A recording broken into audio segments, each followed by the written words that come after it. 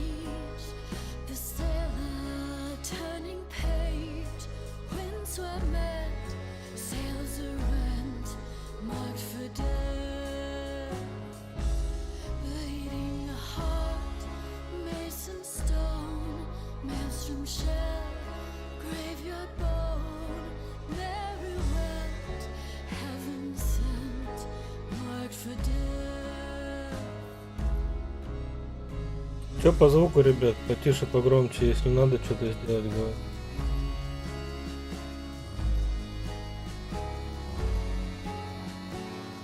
В игре звук это одно, а в браузере это, конечно, другое.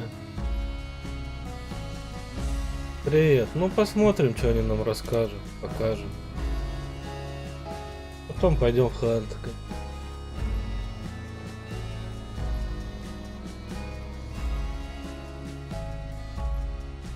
Ну, если что по звуку надо будет говорить это.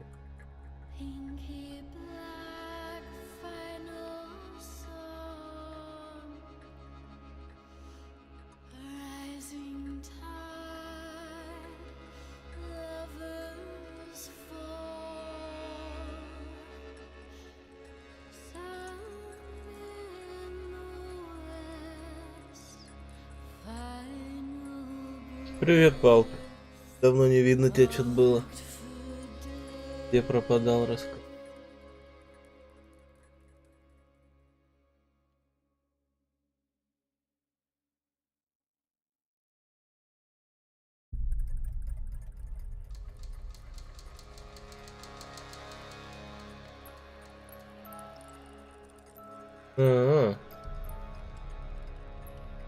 Я всегда хотел на своей работе куда-нибудь в командировку съездить, но меня так никуда никогда и не отправляют.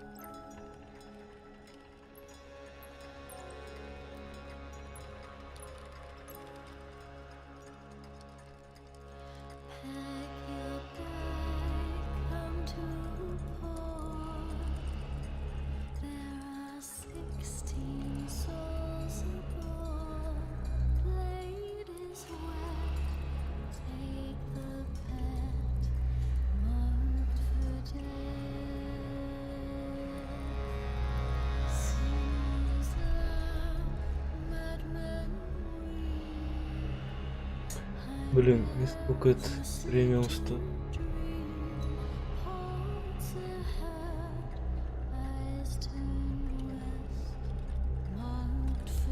Привет, Паш, привет.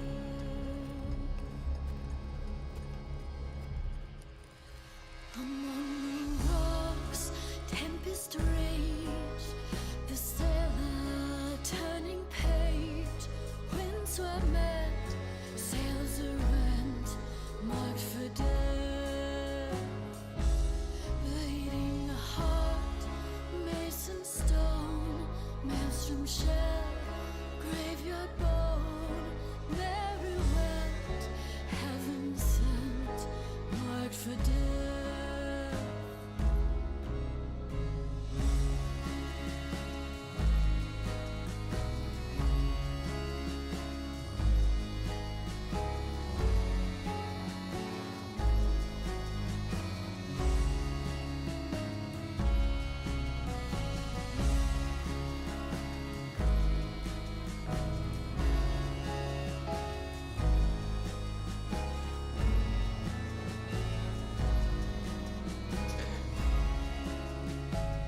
Мне бы, конечно, блин, вот эту вот программку, которая управляет моим светильником. Надо бы открыть премиум версию, тут разные приколюхи есть. А я стримлю для вас, пацаны, и для себя Hey тоже. everyone, hey chat, and Так, welcome так. to an event developer live stream. And I'm here with Dennis. How are you, Dennis, today? Hey, I'm doing fine, thanks. Nice. Welcome back from your vacation. I hope you are ready to do this. And Ferenc, good to see you back here as well, my countryman. Hey. Hi, how are you? Good, good. Like a regular Tuesday, ready to present some very good stuff to the community today. Yeah, so obviously, as everyone knows, today we are going to be talking about Tired of Shadows, and we have a lot of ground to cover, so let's just dive into it with the guys and let's see what we have in store.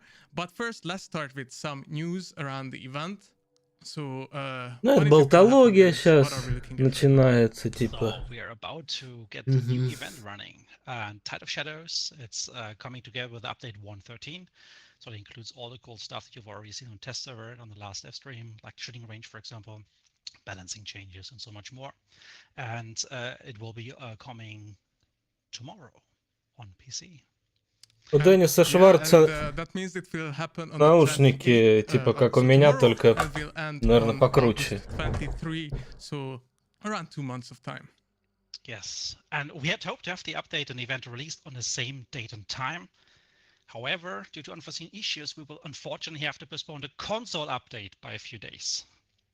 We appreciate your understanding and thanks for a little more patience, and we'll follow up with you, of course, for any potential compensation in next days. That being said, we will release Консоли, PC как всегда, on в пролете. Консольщики, как всегда, у нас. Exactly. And let's talk about the event a bit, Dennis. Like, you know, we had a trilogy of events, and what's gonna happen now with the Tide series? What do we have to know? So it's basically the first in an event trilogy. So similar to what we had with the Moon series, we now have the first entry into the Tide series. And what we basically have is like a new story to be told in the Bayou, and it revolves primarily around Rocho, like a new threat, lurks in the water, the thunder shower rains. And Новая it's about the история, wreckage of the типа там в Delphin, воде будет which сидеть is какое-то washing up чудище. along the shores of the Bayou. So the Delphin is a steamboat that sunk years ago in a hurricane, and mysterious folks are said to pile it up into altars. Some believe the driftwood has been Но sent мне to надо, others подожди, out понять there. So самому это it's все, gonna be very interesting перевести to вам, uncover what this is подожди. all about, and we talk more about it. Я не Also могу later. так в режиме онлайн. Right. Нет. And just to mention, as with every event, there will be a bunch of lore that you can find in game and also unlock during the event, so you can Пока все like, фигня, unlock Паш, this пока mysterious тут story and find такая, out знаешь, what's really happening. информация, она вам не нужна And лишняя. just a small note that there's a brand new Tide of Shadows merch out right now. I actually have it on, so you guys can see. It's really cool. It should be Да, available really on cool. Amazon. Вот And we видите, also have actually a на Rojo Амазончике merch, можете which dropped заказать like a такой month, мерчик. Готовьте ago. So check бабосики. that out as well. It's really cool. It's on our Amazon store. You can find the link on our social media or on Instagram and stuff like that. So Да, check и that out, because we выкладывайте also have везде some other нас, really cool designs, отмечайте нас. like for the anniversary and such, and trades. So check the store out. It was just a small shout out, and thank you for the merch team for working so hard on the cool Опять design and бабосиков the наших designers as well. хотят, ребят. And with that being said, I think it's time to actually talk about the event and Ferenc, it Так, will ну сейчас be этот your time to покажут. shine Battle as we Pass, go да, through Ивентус? the event progression in Tides of Shadow. Ну давай. All right, let's go. So as with every live event that you might have experienced in the past, you will have to gain event points during the event to unlock rewards. Собирайте поинты, короче. Completing various activities, such as exploration, and we have Будьте a new активными. world object called the ship altars that is tied to the lore of this event. So you will have to interact with them or discover типа за что будут даваться очки? presentation. There will be core gameplay and PvP activities. I think players who already experienced Devil's Moon or Serpent Moon are really familiar with this. Furthermore, Так, подождите, у меня есть Google переводчик. challenges. So Сейчас я вам все переведу, ребят. Дословно. Прям дословно. Зарабатывайте баллы событий, выполняйте действия. Алтари корабля исследования, основной геймплей и ПВП, еженедельные испытания. Okay, let's check out the ship altars. Yeah, so this is what happens when you destroy them. Ага, вот такие вот штучки будут. They explode similar like how we had it in Devil's Moon, I believe. Really cool. Качество на Твиче, конечно, мыло, ребят. Я And извиняюсь. of course, the main interaction with them is actually Это Twitch. ending up looting them and getting more event points. So this is А, what можно we will see разрушить, when можно that happens. собрать, короче. Как So обычно. once more, just so you can see the amazing props. Алтари, короче, алтари какие-то. Привет, Леш, привет. Yeah, and we also have a cool image of it. So this is how it looks.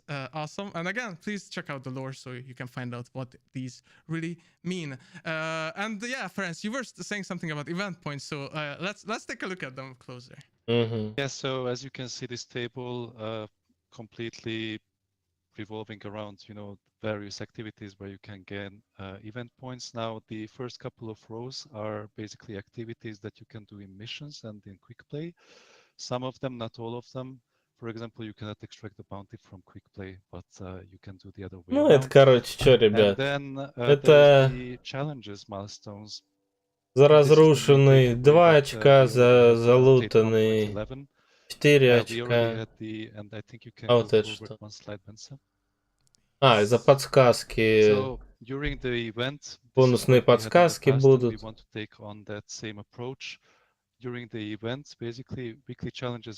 Сейчас посмотрим. Привет, сейчас посмотрим. In addition to the weekly challenges with update 1.13, Так, тут что у нас? we have increased the blood bond reward amounts that you can get from the weekly challenges every week. Furthermore, so if you're not familiar with the weekly challenges, so what is it? You basically complete these challenges, the small objectives, whether they are PvP or PvE, and then you earn stars. And by accumulating enough stars, you reach milestones, and by reaching those milestones, you basically earn the rewards behind those milestones. Yeah, just a small note. If you play Devil's Moon, you're quite familiar on how this works. Yeah. And let's take a look at the UI, what they can actually see. Yeah. So this is how it looks in the UI. I'm fairly confident that people were more focusing on the quest lines in the last 2 or 3 months. So this is just a recap of this is the 3 месяца, 3 месяца, говорит. As you can see, the rewards have been replaced by the 3 месяца very event particular event point icon on multiple milestones. Yes, you will be able to, at every stage, at every milestone, you will be able to accrue either 500 or 1,000 event points. So we can look at those numbers. Каждый уровень будет увеличиваться, короче. And just a key takeaway here is that we looked into the data and the community feedback with Devil's Moon. We saw that weekly challenges Получив обратную связь по лунному ивенту, мы что-то там пересмотрели.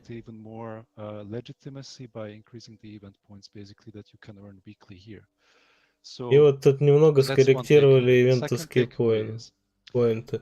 Вот это типа значок равен скольки поинтам.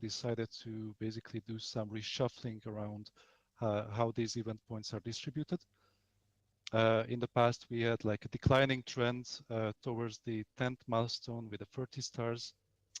And this time we decided to be a little bit more generous, even during the middle and towards the late progression. Ну, чтобы так усреднить, так сказать, прохождение прогресса. The second milestone for 6 stars is basically for people who have purchased the Battle Pass or the Battle Pass bundle. So by reaching 6 stars, you will eventually gain 2,000 event points and unlock 2 levels quickly every week. And another key takeaway, I would say, is not only did we increase the event points given out or rewarded by the weekly challenges, we also, with update 1.12, as especially during the quest lines, everyone got familiar with this. The new improvement, which is that whatever you do, whatever challenge you do, or you have, your teammates can basically contribute to their progression if what they do meets the criteria of what you have. So basically, there's this reciprocity that you can do with your teammates during the Tide of Shadows as well. Ну, типа, в команде будет это все быстрее набираться, собирайтесь в команду, играйте, так будет у вас все лучше получаться.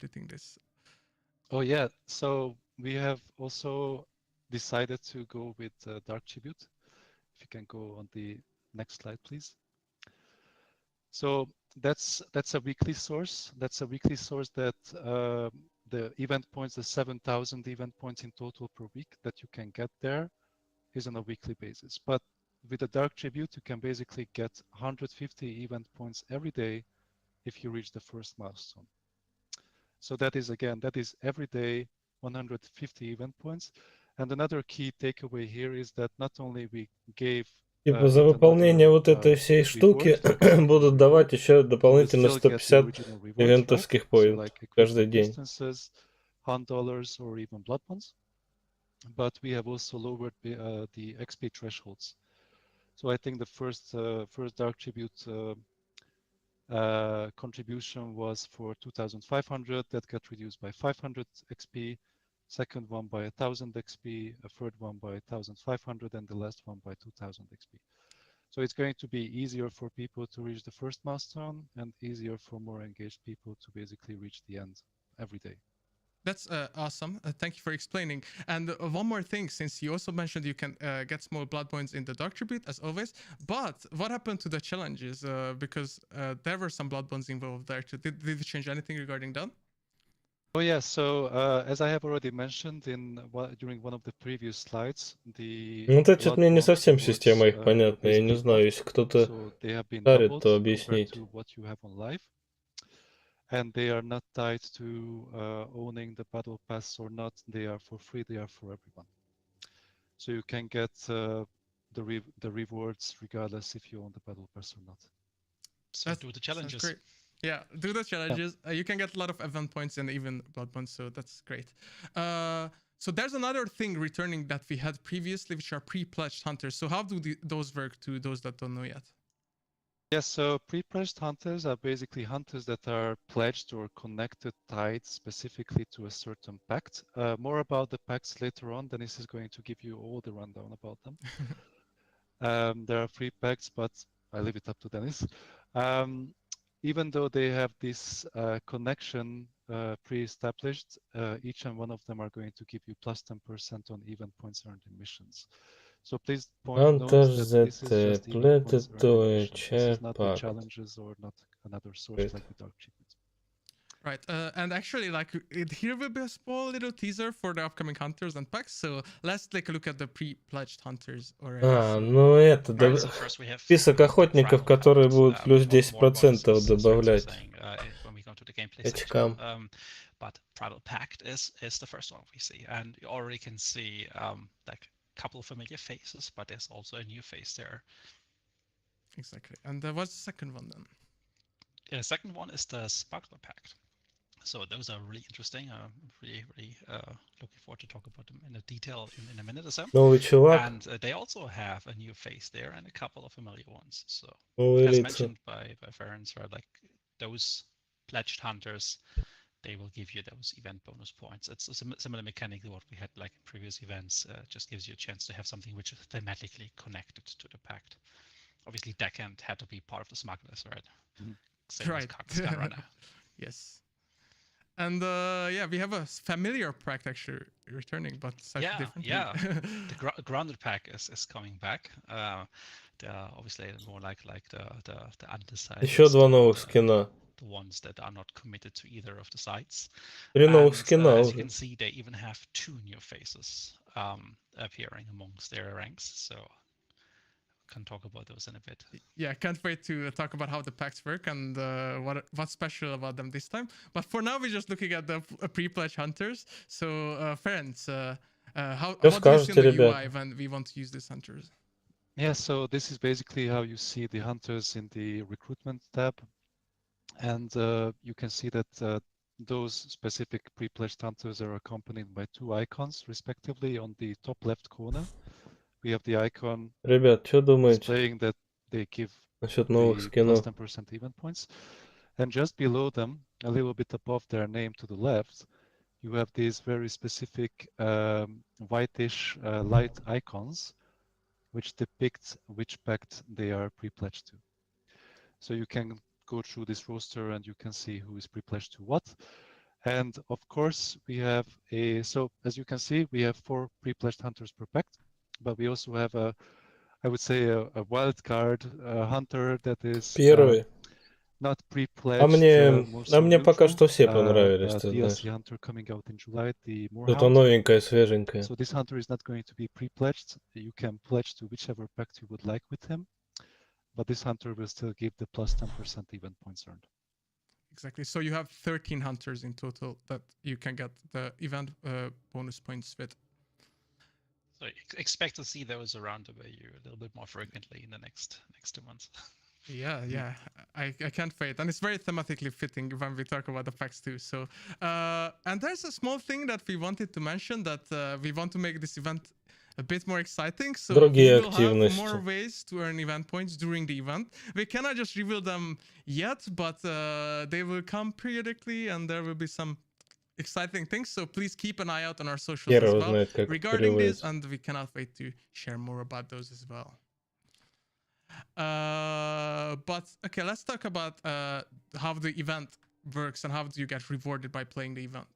Yeah, I think we have talked a lot about how you earn the event points, but let's talk Ну, блядь, about why микрофон you на have to него earn the пипец, event points, right? конечно. So the event, like previously with all our events, consists of 2 different tracks.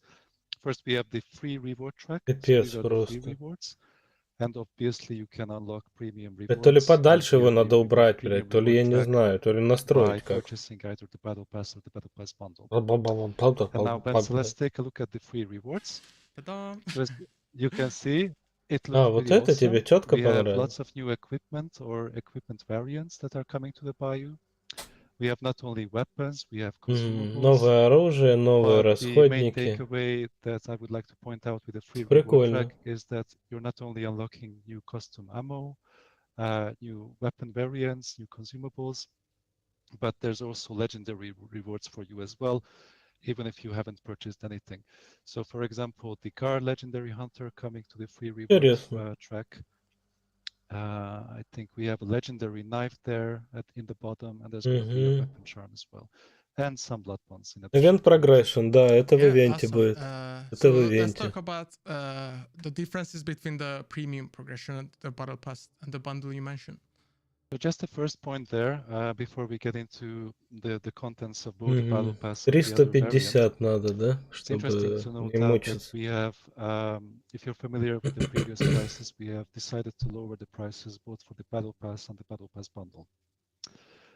And with that set out, without further ado, so let's look into it.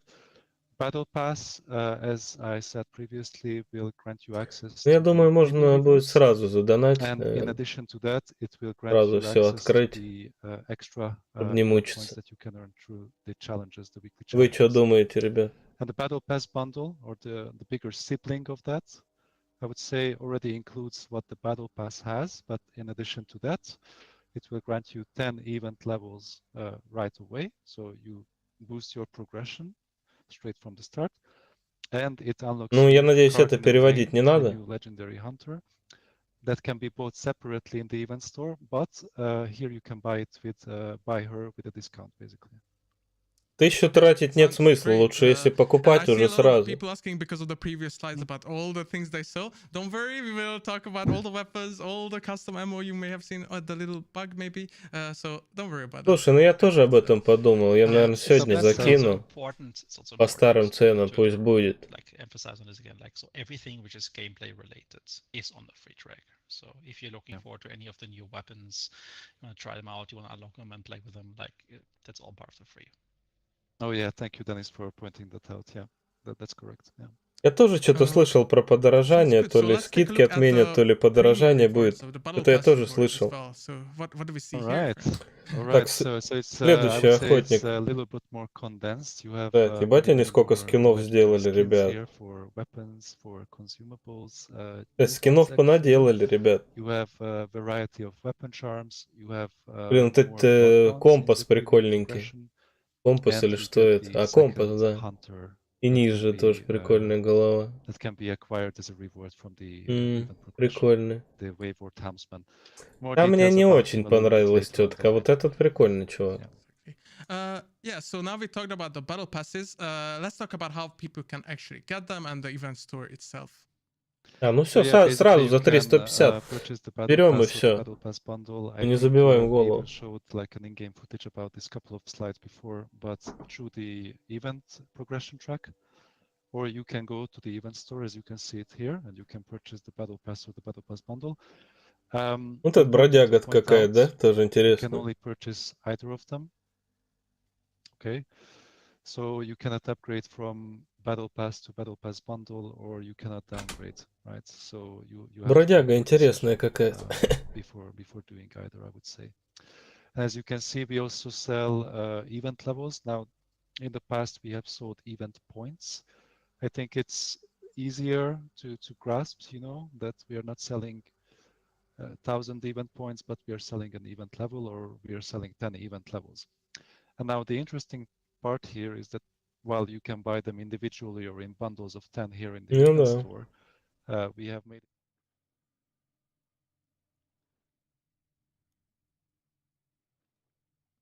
Это как-то странно его прервали на разговоре.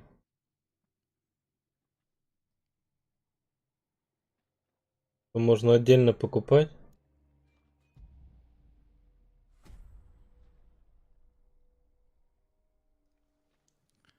Yeah, thank you. So you have basically a new way to unlock the levels through the progression. So it makes it easy and it calculates for you exactly how much you have to spend on that. Yeah. So what else is in the store though?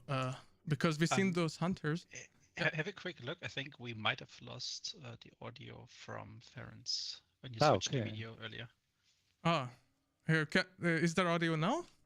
Can you guys hear us? Oh, it's back. Okay. It's It's back. back. Okay. Yeah, there was no host audio.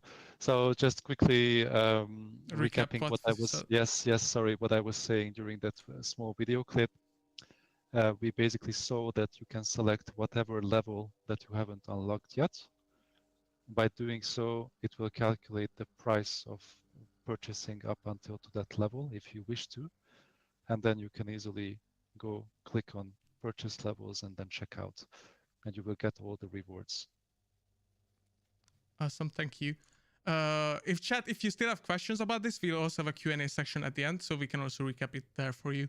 But let's look at the other things people can find in the store in the meantime. So we have a very cool new legendary. Да, не магазин показывают, я не знаю, зачем они это показывают. Max Dynamite Stick, the Damned River.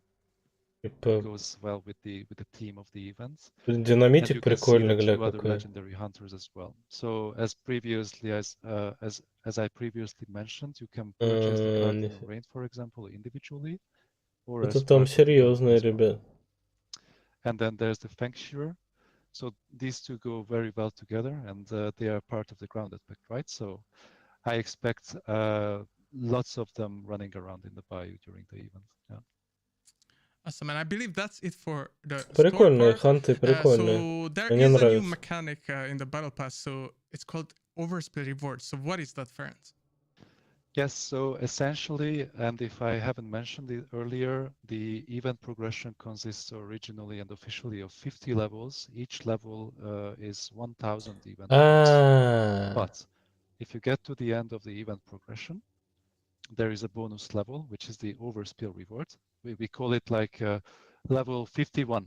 Там не 10 уровней, за 3000 это всего 10 уровней открываешь. And this bonus level is Их там... requiring 15,000 event points. So this one is a big extra. Там сколько? 60 уровней, наверное, будет. За 3000 ты все не откроешь. Points, you get a very cool unique weapon charm tied to this event.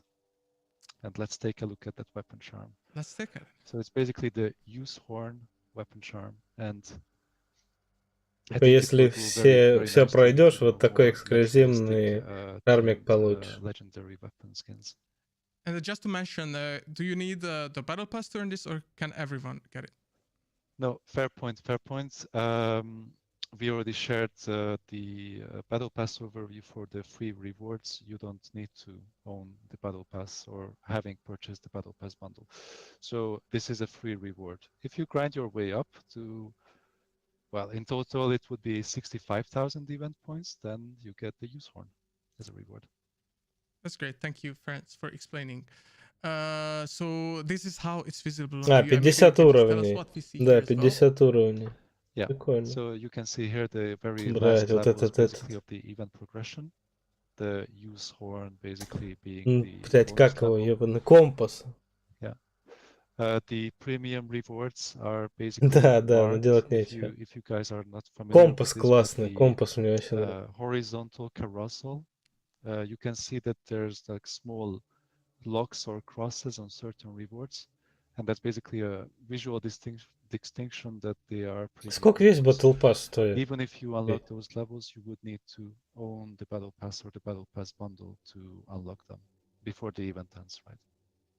Yeah, it's basically the little crossed keys that you see in the battle pass on the right side there. So Yeah, and last thing, like if you reach the 65,000 event points in total, that's when the event is over. So yes, just for clarification, yeah. Yes, after that we haven't prepared any present or any presents, you know, like Easter eggs. No, nothing. No. But there's You going can to be lots of gameplay. You can still enjoy the gameplay. You can still go back to the bayou. You can use the new legendary hunters that you have unlocked. Enjoy the pacts. Enjoy the gameplay. Enjoy things that Ardenis is going to talk about soon. Exactly. So with that, Ferenc, I believe you will jump out for a few minutes, but you will be back at the Q&A segment. So thanks a lot for explaining how the event progresses and how the battle pass works and all the interesting stuff.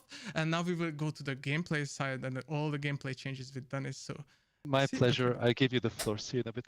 Thanks, Ferenc. See you in a bit. And yeah, Dennis, now it's only you and I. So yeah. Let me get properly seated here then.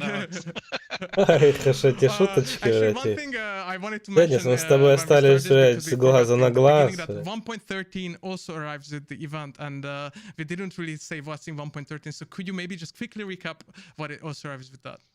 Sure. So 1.13 has all the bigger features that we've had on the test server and that we had in the last stream. So that includes the shooting range, that includes the balancing changes, lots of quality of life changes, so lots of features. Check out the patch notes for all the details. It's quite a bit. Exactly. And there's so much now. So let's just, I guess, get at it. And let's talk about a new packs we teased a bit earlier.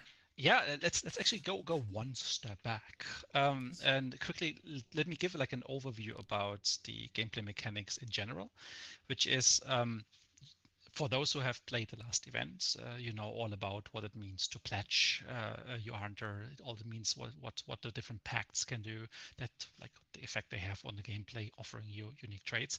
And this event follows that structure. However, we have changed things a little bit, and as you go through the details, I'm going to talk about what it all means for how you pledge, how the economy behind it works now with this new version, what we've changed, what we've improved, we hope, and how you guys can experience this. But let's first give you guys an overview about the different pacts we have. So we have 3 of them. And basically what we have here is the Primal Pact as the first pact. Already mentioned it a little bit a couple slides back. Какие-то пакты, блядь, что за With the пакты? whole story of the wreckage of the Delphine kind of washing up on different parts of the Кто не Bayou, дают эти пакты? assembling the altars from it, and something really like mysterious going on. over the planet of Rojo. Увеличивают количество The очков Primal Pact turned their заработанных. sights onto Rojo. So Я понял. they are Сколько он basically hunting the прибавляет? beast, wanting to climb to the top of the food chain. So it's all about like competition. It's all about like being like the better beasts basically, and that's what defines this pact. Чтобы And больше they're очков mega cool, получать. I Так, think я so. понял. I'm probably gonna be Типа choosing this, подписываешь but we do факт. have Ну, two other все very cool понятно. packs to be fair as well. So what is the second one?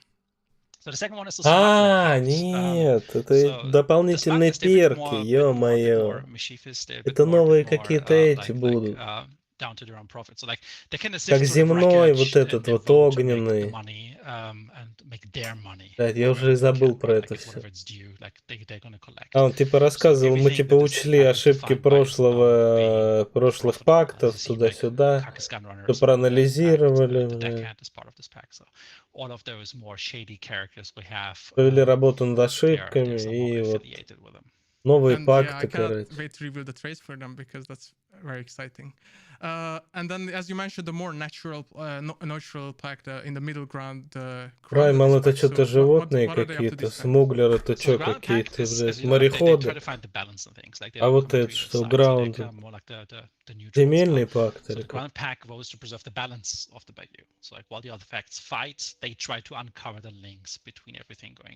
Это сбалансированный, тот такой, тот сякой. Ну, надо все смотреть. Они все говорят, это хорошо, конечно. Awesome. And we talked a lot of lore, so let's get into the actual что-то немного всего приготовили, ребят.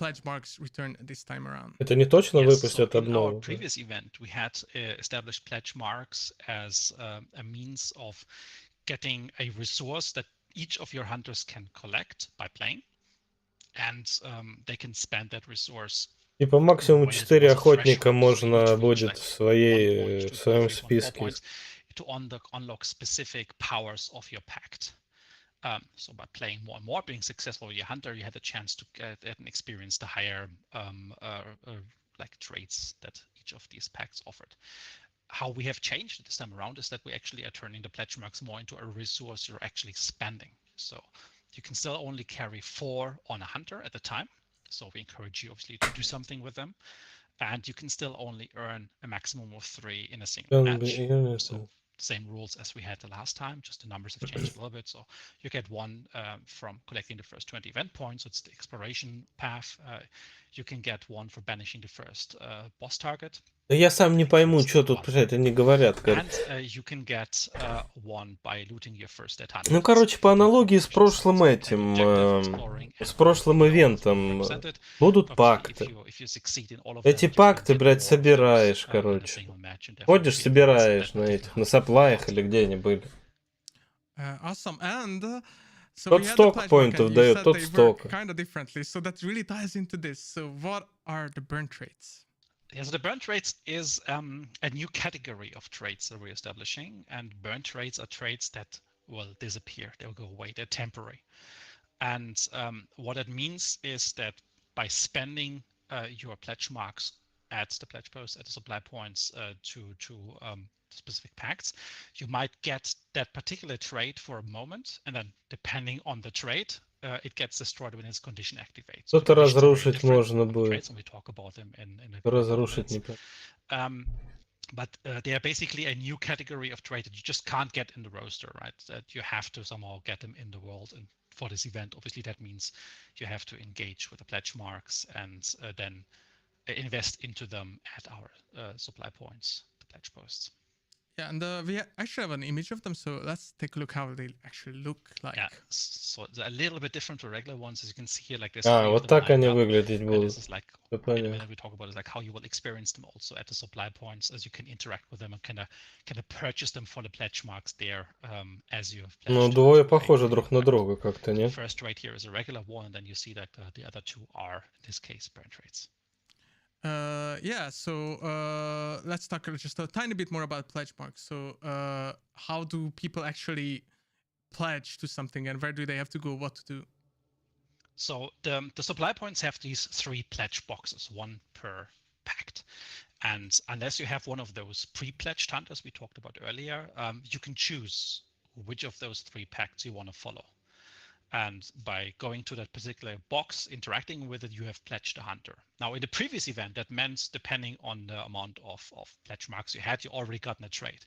But we've separated it out this time around. So instead, you will have the choice to pick the traits you would like to have on the hunter. They have different costs attached to it. So maybe sometimes you can only afford 1, or you choose if you want to have maybe those 2 or that other one. So the choice is with the player, the choice is with you. But it's basically still giving you a chance to do all of that at the supply points, and gives you the full control this time. Yeah, and we do have a video just to represent how the pledging works. So let's quickly take a look at it. And I hope they can actually hear you this time. I hope so too. Yes, if you can. Yes. Они такие же. А там тогда что было, я не пойму. Then we see the 3 traits here. Now they are the grounded traits. And in this case, because you have the pledge marks, you can interact with them and therefore add them to your hunter. The first one is a permanent Какие-то one. перки еще набираешь. Вот это да. Burn traits, and as you can see now, you only have one pledge mark left, so you can't afford the last one worth 3 pledge marks. And would need to get some more marks first before you can complete it. So have it. The moment they're lost, they will appear here again, so you can repurchase them if you have the pledge points. А, ты выбираешь пакт, а потом выбираешь перки, да? И тебе взять. Взять ты сможешь максимум пару штук. Maybe you can also see that this is a slightly new location, which we'll show in a second. But as Dennis said, they will appear when you pledge, and then you can хватает очков. Acquired pledge marks. And let's talk about those locations. So what did we change about those? Yeah, so in general, when the last event was running, we introduced a system where we kind of divided Такие черненькие вагончики. For segments, and черненькие those parts of supply-чики. each of those segments close to the center of the map is where we have like kind of spawned the event-specific supply points. However, in the last event, we only had the carts on the left ready. Right, there were no boats, there were no wagons. Now this has changed, so which means we can now draw from the full possible options of these supply points to spawn. Obviously, there will still only be one. Не было еще you пока. might have a couple more places where they can. Что же они тебе сразу, что ли, и карту? Obviously, only where the stagecoaches were used, like the wagons were used. So you should see a lot more of those at different places and get like all the different types of supply points represented properly. I think it's a great change. And meanwhile, I go chat going also already crazy by seeing some of the traits shown. So why don't we actually talk about them? So let's start with the Primal Pact. Primal Pact. So the Primal Pact has instinct as its cheapest trait. So I'm not going to say the first trait because there no longer is a predetermined order. It's your choice. В темном зрении типа будешь видеть на 75 What instinct метров. does is that while in dark side, you can sense when enemy hunters are nearby. That means within 75 meters. So it doesn't tell you an exact position. It is not like dark side boost, but it shows you that a hunter or maybe more hunters is somewhere around within that radius. So if you approach a compound, you might be chased, you might be chasing someone, you might have heard something. You can use instinct to kind of verify at least that within 75 meters, and everybody knows 75 meters is not the biggest range in the game, you are at least safe. So you can kind of like more safely maybe start pushing down into that abandoned lair where the bounty is lying and there is no one around. I don't need to bring, for example, a stalker beetle to kind of scout ahead. Of course, you can still do that, but instinct gives you a bit more security around it. So that's it's basically about situational awareness, about knowledge and information, and giving a Primal Pact of a sense of their prey, of what's around, and kind of like sniff it out and say like this prey close. Let's go get him. Yeah, very fitting, and also the artwork is amazing. Chat, yes. Shout out to our art team. Amazing job as always. And yes. So we talk about instinct, and every pack does have a burn trait that you mentioned. So let's take a look at the very first burn trait. Yes, so instinct, as you rightfully said, like instinct is not a burn trait. So instinct will be on your hunter and it will stay on your hunter until that hunter perishes. Then the second one is relentless. So you might be familiar with that one. So we've brought relentless back from the Lunar Pact of the last event. And we turned it into a burn trait costing 2 pledge marks, which means once used, you will have to buy that trait again. There's no longer any activation, deactivation rule set. The trait will burn away and you will have to get the points. Типа гореть не будешь, я так понял. Like a health chunk insurance because your hunter won't lose a health chunk when downed. So this is actually pretty powerful in combat because the moment you get picked up, or for example, if you self-revive, because necromancer, as you know, is a thing that every pact can have now.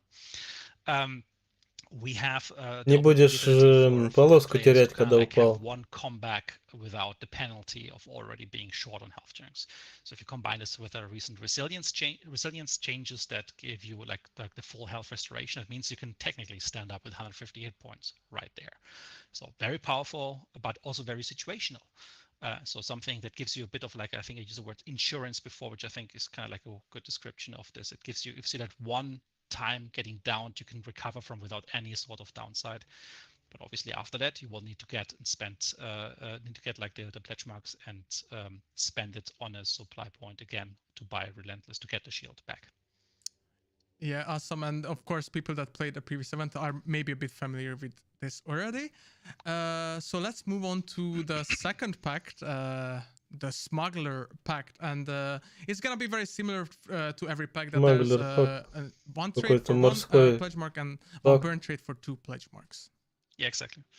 So the Smuggler Pact actually is a very different in playstyle. Also, it might have a very different audience that might be attracted to it.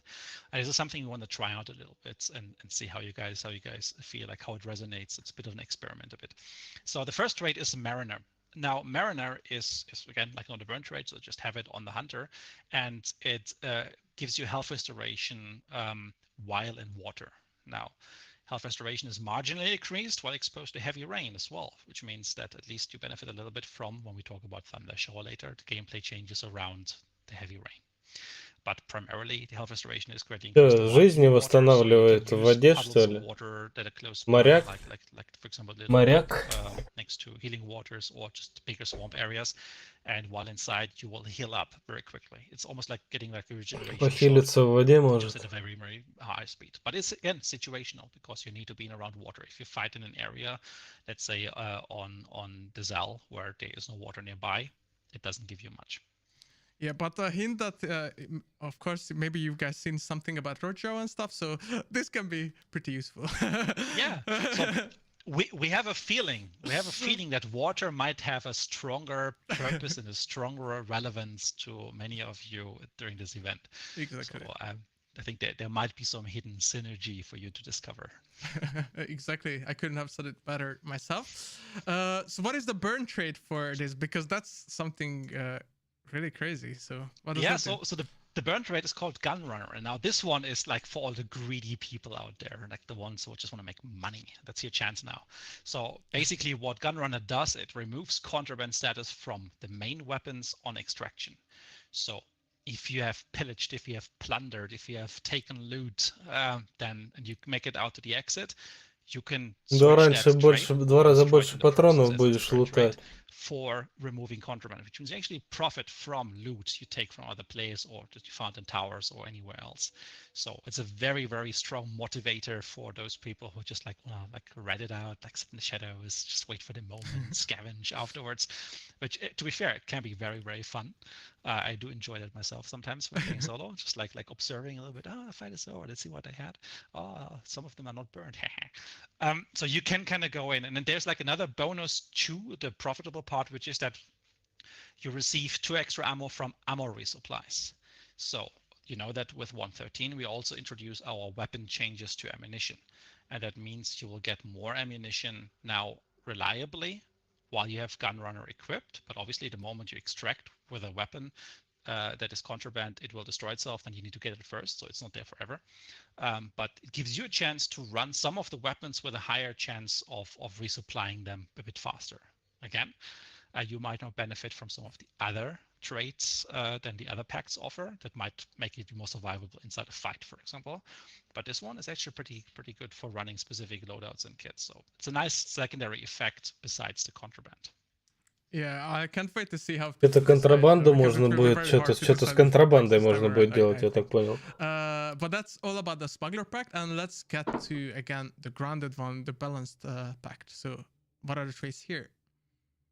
All right, so the grounded pack has Shadow. You might be familiar with Shadow from our last event, so it's the same trait.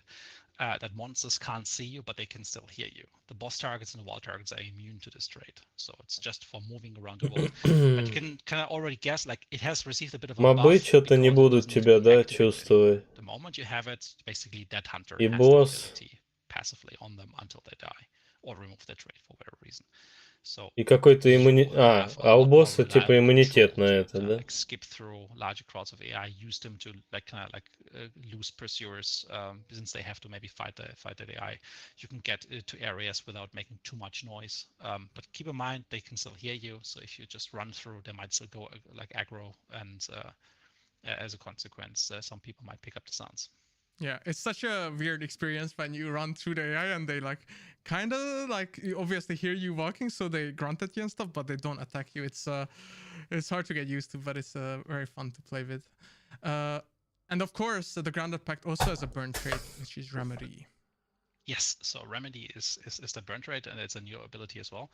So this one is actually a bit more complicated. So give me a second to explain it. So using dark side, you interact with a trait charm to trigger a restoration effect similar to banishing for your team's hunters. So what it means is basically, if you have remedy on your hunter, let's say your team has just fought a fight, won it against another team, but maybe a few of you got down once or twice, you're short of some health charms, Значит, but не you won пойму, with что team. это. If you have remedy, if any of you guys have remedy on them, and you Это find из-за a юзов trait charm, like for example, drop by темное rulетка, or зрение, if you don't have them all equipped, there might be some other supply points.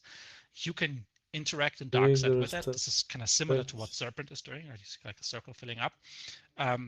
And once that is completed, that remedy will remove itself, it's destroyed, and your entire team gets the same effect as if you just banished a boss, which means they get a full restoration of the health chunks that they had before and are filled up completely. So this is very, very, very strong. But again, it's also very situational because you need to kind of memorize. Не пойму, что-то связанное с изгнанием босса. Traits like for the meat head drop there, and we left one over, so we can come back to it. So it becomes a choice now for you to kind of like manage the resources. So like, do you want to grab it right now? Hey, it's doctor. Let's just interact with it 2 times, and we both have doctor. Oh no, leave one there because maybe we need the restoration later. So it's a tactic, or maybe just go find like a new meathead. Hopefully, quickly kill it, and then be lucky that it drops the trait. So it adds a different level of tactic, and it's also a team effect. So everybody in the team will get it. So you can now have technically a medic in the team, like with restoration, with Блять, какую-то интересную хуйню они там надумали на самом деле. Team like a boost. Интересно, молодцы. Yeah, it's an amazing theme, especially for team players that like supporting their teammates. It's awesome. And yeah, the chat is also super excited. I've seen people saying, "Oh no, I can't decide between the packs." So I also that way. So that's what we wanted. Exactly. Hopefully it works. Exactly. But talking about that, and they obviously seen the little pledge video where they've seen a third trait on the little box there. So let's talk about that cheat. Yes, so dev cheat is also back, but as you might have guessed already, dev cheat is not linked to a particular pact. Dev cheat is the third option for every pact. So each of them will give you a chance to equip dev cheat, but again, it is a burn trait, so it will work very differently in practice. Like in the last event, dev cheat remained on the hunter, and you just needed 1 pledge mark to reactivate it. That is different now. What you need to do now is that once it is actually you will need 3 pledge mark to reacquire it from the supply point. So there's a lot more risk, a lot more effort involved in getting dev cheat re-established, reactivated, be useful for you. So you might not be as successful in chaining it, and sometimes maybe you're drawn in the fight. Ну это херня уже какая-то. Вот это мне не нравится. You don't have the dev cheat on your hunter. Саморез, вот это мне не очень нравится, если there is an честно. option. We think it is a bit more balanced that way. It has more of a downside to it, and it should give players sort of a reason to go for it, because it gives you basically insurance for your hunters, so you more reliably can maybe level up hunters to a higher level, even if once in a while death strikes. However, if you lost it, you need to work a little bit harder in order to reestablish it. Yeah, I think that is a great solution actually, and we make it much more fair. And we of course have one more trait that is with every event, but we wanted to mention it, the shiny trait that you don't actually use pledge marks for, but upgrade points this time as for regular hunters. Yeah. So Shiny does what Shiny did in the last events as well, which is basically boost your event points. So if you have a couple of spare points and you want to sacrifice one, you have 15 trade slots. Дальше видеть эти and that алтари. means that at the end of a mission, when you come out, your total event points will be like giving a bonus of 10%. So keep in mind, it doesn't affect the ones that И на 10% больше получать point. It doesn't make you, for example, get to the limit of 20 to get one of the pledge marks while you play the mission.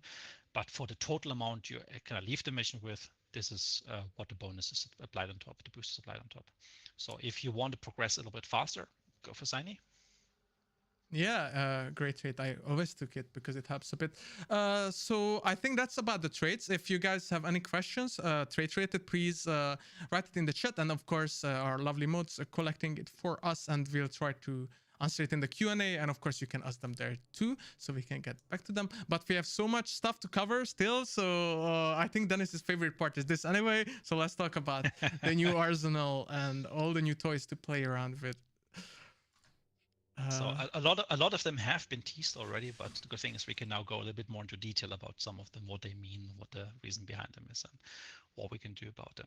So as always, all of the event weapon unlocks, they are part of the regular free progression, and they are only unlocked with the event progression during the event. After the event is over, they will become part of the regular weapon progression as usual. So if you don't manage to finish the event, which obviously we all hope we do, and I'm pretty certain about it, you can be sure that after the event is over, you can also still get your hands on them. No gameplay mechanics are being withheld from you. Yes. And finally, we can talk about the first one, the drilling that everyone has been all excited all over the internet.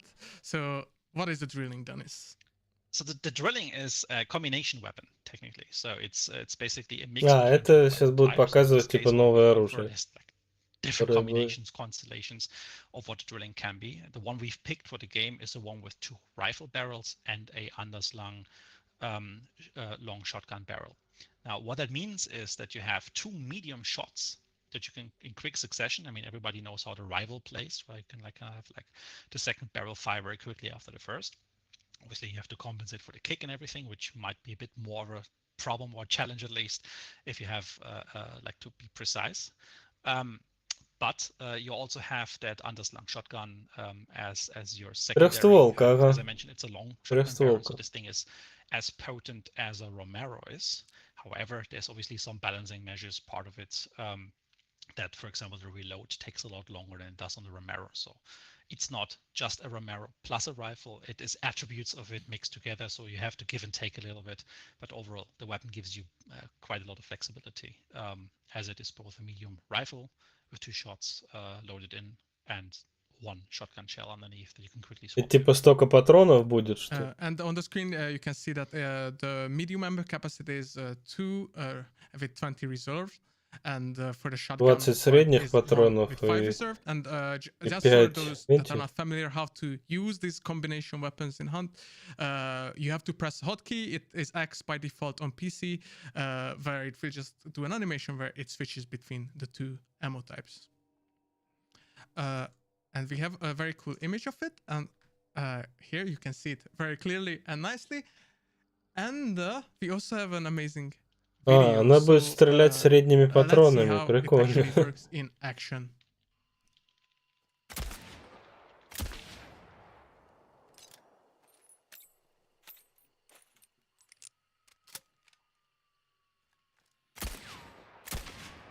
Poor tower gets it. Always, poor red tower.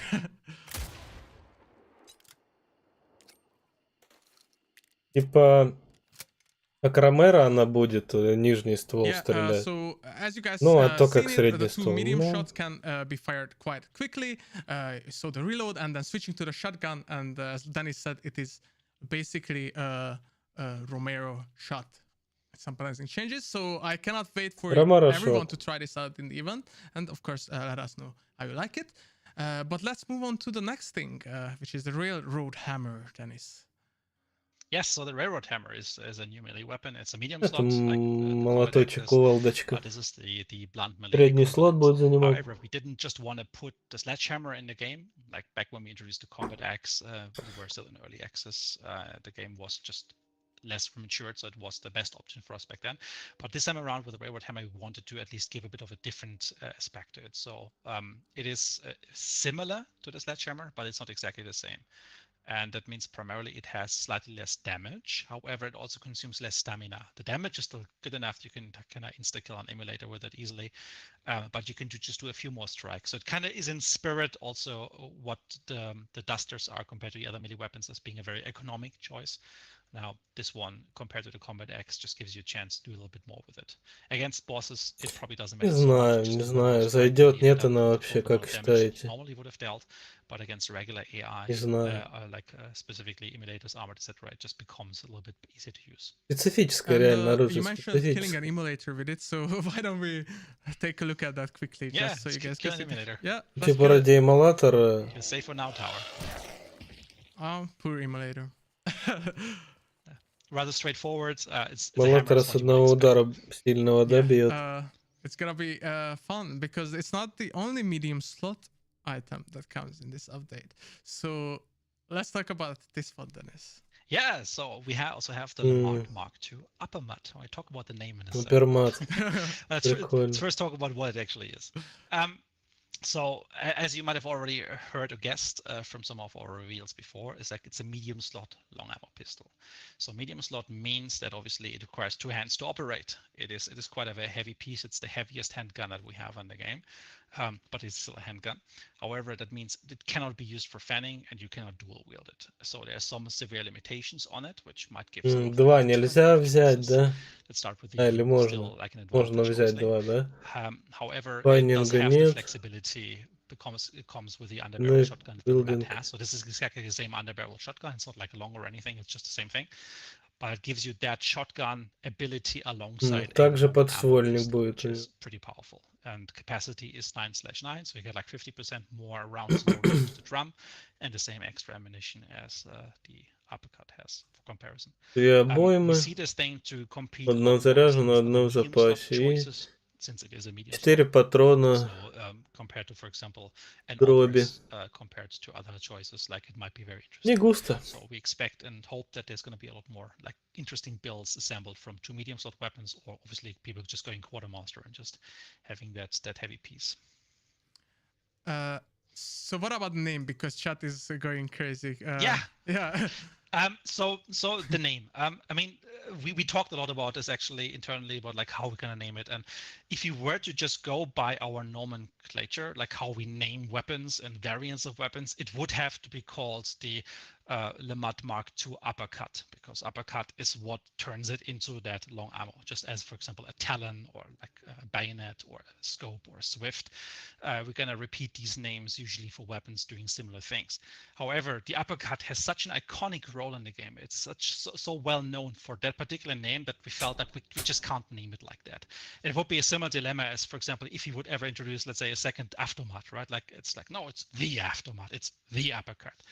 And that has causes quite a bit of a problem. And one option, of course, is just like, just name it something different. For example, and I think the community also suggested things like that, like give it different names of like boxing, like attacks and techniques, anything related that's close by, and it's all fair enough.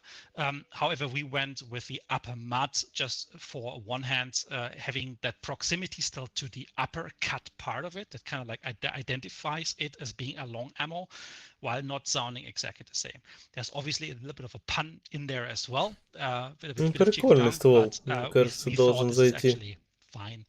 And we're hoping that like the people will also accept that. Блять, ну средний слот хз, конечно. Like into like observing how this will play out over the event, etc. And then we'll draw our conclusions from that. But for the moment, we're quite happy with Uppermat.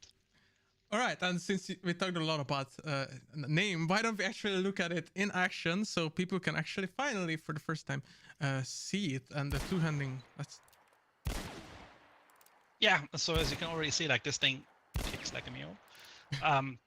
It has obviously the sights close to what you're familiar with from the mat. So if you like those sights, it will feel quite home directly with the uppermat. However, it also has then the shotgun, and it kicks just the same as the normal one. So it is something, as you can see, like you have to hold it with both hands. It is a heavy piece, and you will not be able to fan it or will it dual like in two hands. Ребят, ну это уже по второму кругу, зачем? Like it's being held. I think it's really cool personally. So. Показали, как он будет заряжать этот большой снаряд. Between the uppercut for me, because uppercut has been my favorite gun ever since like pre-alpha, basically. So I mean, it's easy. It's easy. Just use the uppercut, and once you get quartermaster in your hunter, consider swapping over or not. Right? You're right. I mean, to be fair, there's also just still the option to just use dual uppercuts, right, as a medium alternative. But I think people are not gravitating towards that or dual uppercut and an uppercut. But it can be fun. Yeah. Can be fun once in a while for meaning. Yeah. So that was the uppermat, and we do have some more additions. So we do have the Caldwell 92 New Army Swift variant of gun. So yeah. So this one is a rather straightforward one. You have seen Swifts in the game with the Scotfield. And this is just a callable 92 new army getting the same treatment as a variant. So faster reload. Типа стрижа, да? Because it uses the speed loader. Как на Скотфилде, да? Только я не пойму, они как почему-то разные. Upon reloading, you will lose any sort of ammunition that you haven't fired off. So you have to kind of make the decision when is the right moment to reload, because you might just lose like 3, 4, or even 6 rounds of ammunition quite quickly, depending on when you reload. And we have just a very quick video of the reloading animation for this, because since that's the new thing, here's first a picture. It's very pretty. But yeah, let's take a look at та под другим углом было.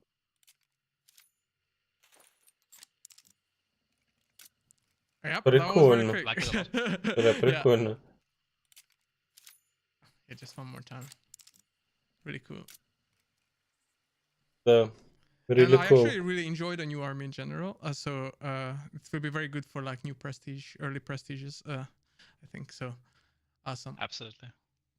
All right, but it still doesn't end here, because we do have the Winfield 90 Slate repost variant. Yeah, so again, something that you guys might be familiar with, you know what a repost is doing to a weapon.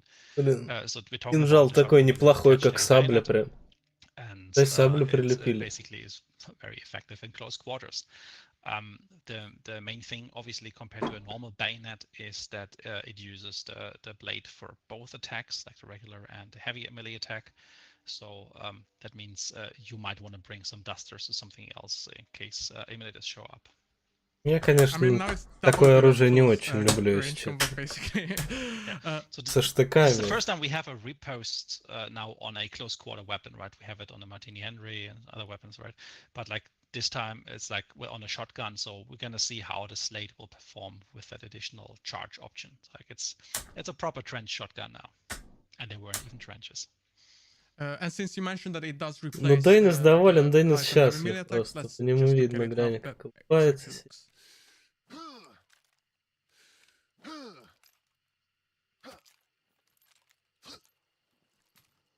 Now you can slash people with a shotgun, so that's really cool.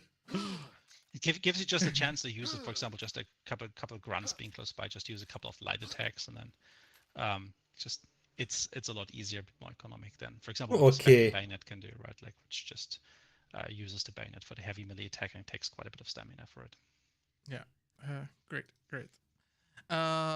So we actually have a brand new custom ammo types coming with the event. So we actually have 2. So let's take a look at those. Those are also quite exciting. If you were like, if people watched the trailer for the event, it was hinted there, but I've seen some discussions about it. So let's take a look at the first one. Yeah, so the first one is a Dragon Bolt. So you might have already guessed what that does if you've seen the recent trailer we've released. It's basically a Dragon Breath shell attached to a compact crossbow bolt, so similar to what a shot bolt does for the regular crossbow. Now, that Dragon Breath shell obviously isn't fully encased, so there's nothing that directs the blast too much. And that means as it impacts and then detonates, the fire kind of goes a little bit all around, and it's more like an explosion. So you can kind of like see this more of a ball of fire, like a firebomb, hellfire a little bit. It doesn't also burn the ground for a very long time, as it burns itself off quite fast. But it does give the hand crossbow quite a bit of utility, because you have like another offensive bolt to choose from, and can now, besides the regular ones and poison, for example, run any combinations with those. And as you might have already seen in the video, you can use that for utility, because you can set things on fire, including downed hunters, for example. Yes, so why don't we take a look at that? Have a look. Зажигательный болт, прикольно вещь. Big boom. As you can see here, like it burns for a little bit, and then it kind of dies off like after like 10-ish seconds or so. And you can see that you can do everything that you could do with fire, like taking out crows, as you said, burning enemy hunters too. Yeah.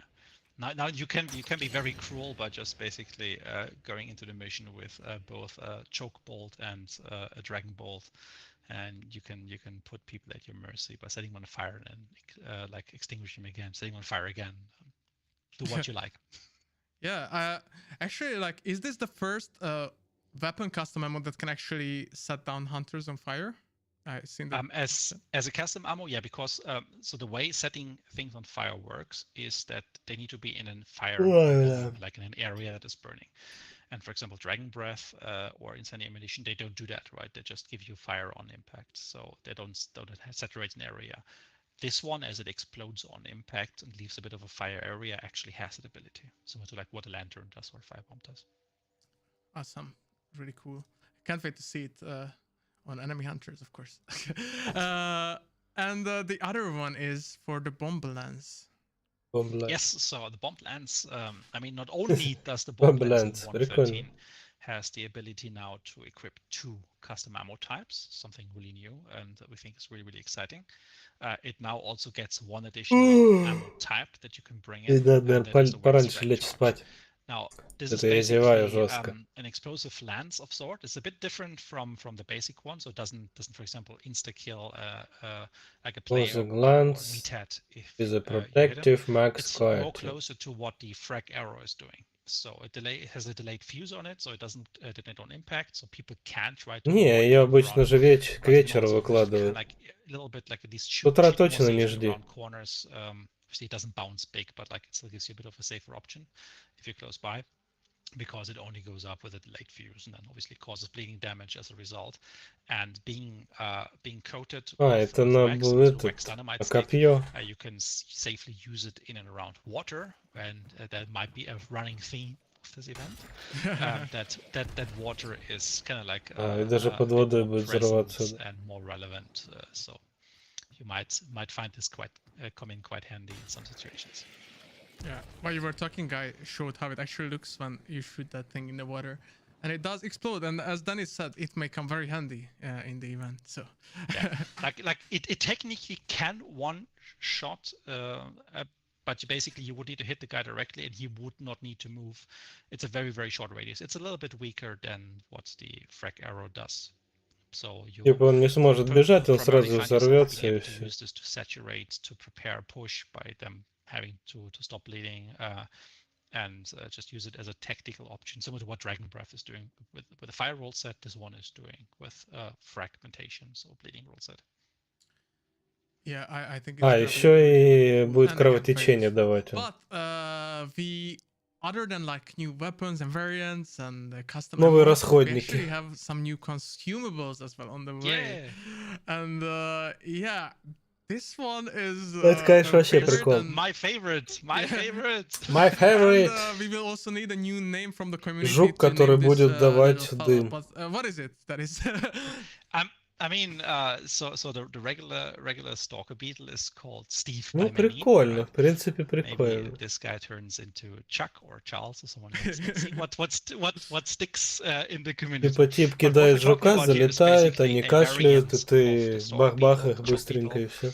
And if you detonate it when you control it, it will explode in a cloud of suffocating gas, as you might know from the choke bomb and the choke bolt. So this thing gives you the chance to, for example, extinguish a burning teammate more safely, unless there's someone who's going to intercept. Потушить тиммейтов можно будет. You can use that also, obviously, tactically, like you can make people choke and cough a little bit, so maybe it makes it easier for you to push or reveal their position.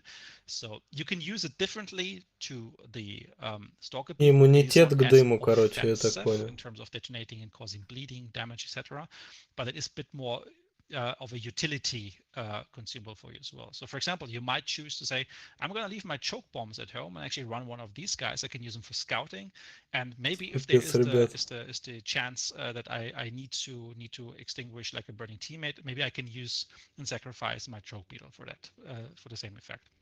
But obviously you just have one, what the choke bombs give you 2. So it's just a question of tool versus consumable, 1 versus 2. Tactical utility versus guaranteed usage. So it's really down to what you guys plan doing with it. I definitely want to try leaving my choke bombs home a little bit more and actually rely on this guy and see how that works out in practice. Yeah, and I don't think we mentioned, but it is immune to choke clouds itself. So the beetle itself can fly through the choke clouds if some enemy hunters dropped it, for example. Интересно, он будет кровотечение давать, I think that's also very cool. As Danny said, yeah. Or it pretty awesome suggestions in chat. Yeah. Yeah, I've seen that. Yeah, they just went crazy with that. So I think we will need like a poll or something. But I also seen a question about people asked already that can you actually find this in game? So Yes. So it Сколько can be их found тоже in можно cocoons. будет I think it's найти like их a 50-50 chance between the на two. карте. So if you go to any of the familiar trees that you might have memorized by now, I still can't memorize all of them, I have to admit to my shame. Or if you're lucky, when they sometimes just spawn on some walls here and there, some little envelopes, then there's going to be a 50-50 chance which of the two beetle types you will collect from that. 50 на 50 шансов выпадения great. того And или why иного don't we жука just look будет. at whatever Chuck or Кокону. however you want to call it in action? Шоколадный жук они его называют. As you can see here, like nothing too spectacular, but you know how like a choke gas cloud looks like. And it does that. It doesn't stick around for a long time, but it's good enough, obviously, to trigger the effect. So it will extinguish a burning body, or it will Ну прикольно, мне give нравится. someone like the cuffing if they're in within range. Мне нравится. Another side that's already on that one is that it's immune to choke clouds. So with a regular Что stalk думаете, beetle, you ребят, на might know этот счет? that like moving into a cloud Напишите свое of мнение. choke gas actually deactivates the beetle, right? Like the connection is severed to it. So even the guy next to it might be able to now pick it up and use it against you. This was primarily a thing, or is primarily a thing, kind of like to give you a chance to more safely do a revive with a beetle around, because you kind of have a bit of a protective area, like you can deny some areas to the beetle. Now the choke beetle is not affected by this, but then again, a choke beetle also doesn't do any damage. So if someone wants to fly through choke, they just have a bit more freedom. They're not being affected by it too much, so it can maybe scout into areas where it couldn't do. It's more situational. It's just a small little effect, but that kind of fella is a bit. Типа он не будет ранить, не будет отравлять, не будет наносить урона, только эффект дыма. I cannot wait to see it in the bio a bit more. Вроде так. Yeah, so we do have two other consumables that are, I think, really cool as well. Really straightforward what they do, but very useful. Yes, so this is more on the utility side. They're kind of like almost a bit of like no-brainers, like, duh, why didn't we do that earlier? So as you already know, we have the medical stations in the world. Не переделали скин или что? And you can go and уменьшили аптечку, типа? kind of heal up health.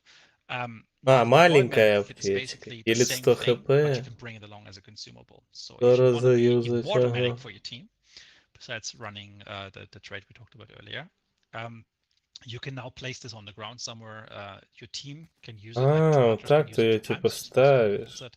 Of the rule of 2, and then that allows you to kind of like use that as a bit of like a supply station, supply point, and choose when to place it, and your teammates benefit from it as well. So nice alternative maybe to some people. Ну вот это сомнительное решение, не знаю. Не уверен. But this one at least allows 2 usage for 1 item, which is quite handy. And this is a brother, which is somewhat similar in form of a toolbox. So what does that do, Dennis? I mean, it is also it's the same idea behind it basically. So we have the toolboxes in the game already. You could find, and now you can bring one, and it does do the regular random refill. Obviously, you can kind of steer it a little bit depending on what you've used up and what not. But let's say you have an empty. Так, типа, когда потратишь, можно залутать на supply. Give you one of the normal typical consumables that you're expecting from toolboxes. Ну, по сути, это как обычный расходник, типа, работает. Get some really good, or maybe some more situational things from it. Ну, в руках он выглядит массивно. What you will get out of it in terms of like reliable for gameplay. But it does give you the option to do that. So if you, for example, if you want to run traps, right, there might be a good chance you can use that to reliably get like 1 or 2 traps more out of it. Ну, они, конечно, начали изгаляться. Аптечки стационарные, эти, мобильные, эти расходники. Это на боку он лежит, а это стоит. Окей. Yeah, sounds really cool. And some people say it's pretty exciting, actually. So a bit of a gamble on there. But yeah, it also helps with the teammates. Забавно, so I like, the whole thing that you can actually like Of course, you could like heal teammates with the medkit, but now you can actually drop it on the floor for them. Боксбери. And also now Боксбери. that you can give Ребят, tools to them, написано, гляньте, basically. So I Боксбери. think that's Yep. really cool. Реклама It's a Боксбери. little bit like giving a bit love to the support guys out there in the teams, right? Those who just like maybe then do all the fighting, but they're like they always have a spare Сорян, medkit ребят, around. сорян. They always kind of like have something, maybe an ammo box at the moment on live. But with this now, there's more opportunities, more options for you to kind of like contribute to the team and kind of like keep you guys safe. Yeah, really great. And that's at the end of the new arsenal and your new toys and new items. And okay, there's this big point about the new wild target. We will try to be very brief about this, chat, because we want you to experience it tomorrow. So we'll just talk Новый босс? very briefly about it. But yeah, Dennis, let's talk about. All Новый right, босс, let's ребят. talk about the alligator in the room, I guess. Wow. All right. So Roger is obviously a new thing for us, and what it means is that it's a wild target, and it's the first wild target we're releasing. It's a new type of target. That means it's a little bit different for how it works, how it operates compared to our regular boss targets. Типа новый тип босса. Butcher, spider. The main thing here is that we don't even want to tell you too much about, because we want you guys to experience it and learn it a little bit as you start the event. But there's a couple of things that we still want to give away a little bit. So Roger has its own territory. So У него будет типа своя территория. a specific place outside of compounds where it can be found. That's obviously randomly picked, like the boss layers are randomly picked. Не на локации, а где-то там между locацией. локациями. Target that doesn't move around the map. It still stays within a particular area, and there's Но ways for you to kind of трон locate and find that area. Again, we will not talk about in details. We want you to experience this. We want you to kind of see how. Типа не в здание, да? You find your first Rogers and И в have комнату. fun with that one. And there's some other changes like to the banish and bounties as well. So yeah, so as being not like a proper один токен будет давать. target, but wild target. We also have a slightly adjusted rule set when it comes to the banishing. Like, so you can banish Roger, just like you can banish the boss targets. However, there's a much shorter banishing time, and obviously that's because it's outside of compounds, right? It's much more exposed, and we don't want you to sit there for too long, potentially with our teams rolling up. So speed will be of the essence of dealing with Roger. And that's why this is basically taking this into account. Also, Roger will just give you one bounty token, and it gives you therefore an opportunity, like if you want to do it maybe towards the end, if you want to quickly do it in the beginning, maybe then you have like a token you can use to approach the boss target of that mission. So it gives you that flexibility, and we were very interested to see how you guys will be engaging and interacting with Roger. Yeah, and we do have a last point that during this event they will be only found in the wildcard contracts. So what does that mean exactly this time around, Dennis? Yeah, so we started experimenting with wildcard contracts a while back in 1.12 with separating out night during specific times as a wildcard, so that night was no longer available in the regular rotation. But it was available in a separate wildcard. And we experimented a little bit with like the rewards you get, the frequency of that one, and that helps quite a bit to have a good foundation now that we want to use it. Он только типа ночью только будет или? Let's talk about wildcards, which I think is on the next slide. Yeah, do we want to mention first like which exactly we have during the event? Can do, yes.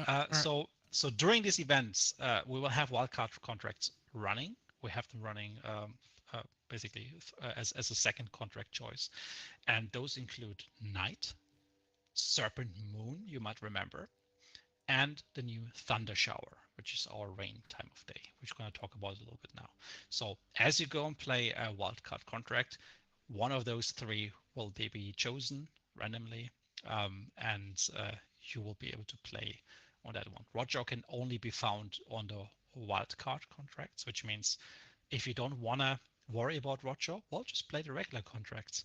But if you're really going to go into it, the wildcards are the place to find there. Right, and as you said, Thunder Shower. Obviously, we did put out, I think, like 30 minutes video of it for people to listen to it. But let's maybe take a look at that first. Like just okay, no, actually, let's talk about it. Let's introduce it first. What does it do? Yes. Yeah. And we have so many videos, so yeah. I mean, so basically, thunder shower reduces visibility, right? Both from a visible standpoint, but also from an acoustic standpoint. So what it means is that while the thunder shower is on, you might have like a shorter view distance closer to, for example, fog, and therefore грозу показывают. more differently than during bright daytime. Уменьшенная видимость. Video to show about that as well, but actually it's a good point. Maybe just talk about the soundscape alongside, because it's kind of a package.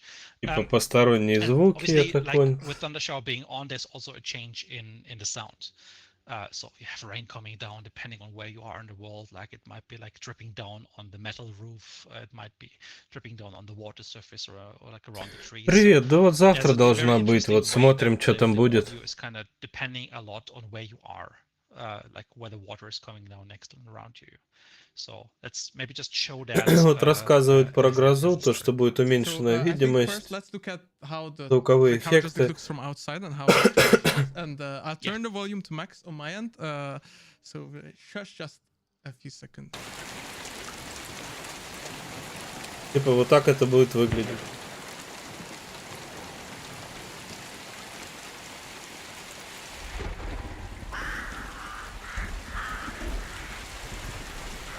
Кто-то спугнул ворон. Ох, ё-моё, усиливается.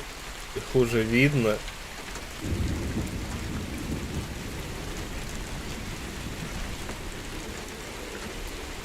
Бля.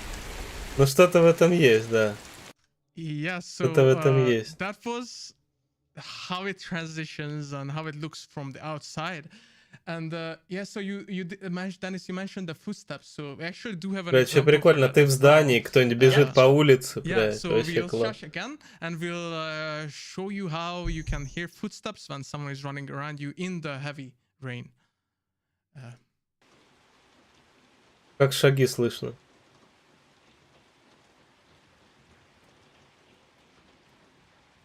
И по шаги по-другому слышно стало.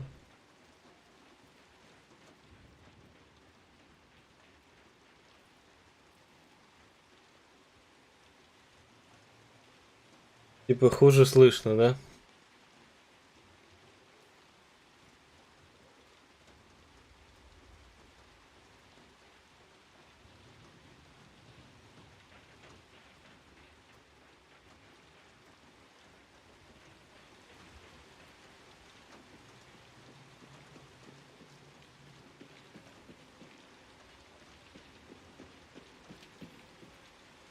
It gives you quite a good overview. So you will still be able to hear footsteps, but obviously everything is a lot louder during heavy rain. And as you've seen in the first video, there is a dynamic component to thunder shower, which means there's both like a lighter rain version and then there is a heavy rain sequence, and they kind of alternate with a bit of randomness between them certain times. So something we want you guys to kind of experience and learn what the pacing, the rhythm of all of that is. But obviously during heavy rain, if you crouch around, maybe you might be getting closer a little bit better than that is if there's no rain around. So you can use the heavy rain as an opportunity. Опа. Опа. Микрофончик-то не работает, дядька. I can no longer hear Ben's, but I hope you guys can hear me. Oh, I was muted, so yeah, that's fine. I muted myself during the video. Ah. So yeah, sorry. What I was saying is that we do have an extra video to showcase how it sounds when you're outside compared to when you're inside compound. So let's also listen to that. I try to turn the volume a bit more up so you guys can hear it a bit better than the footstep one. And but again, I'll mute myself and not forget to unmute this time. So.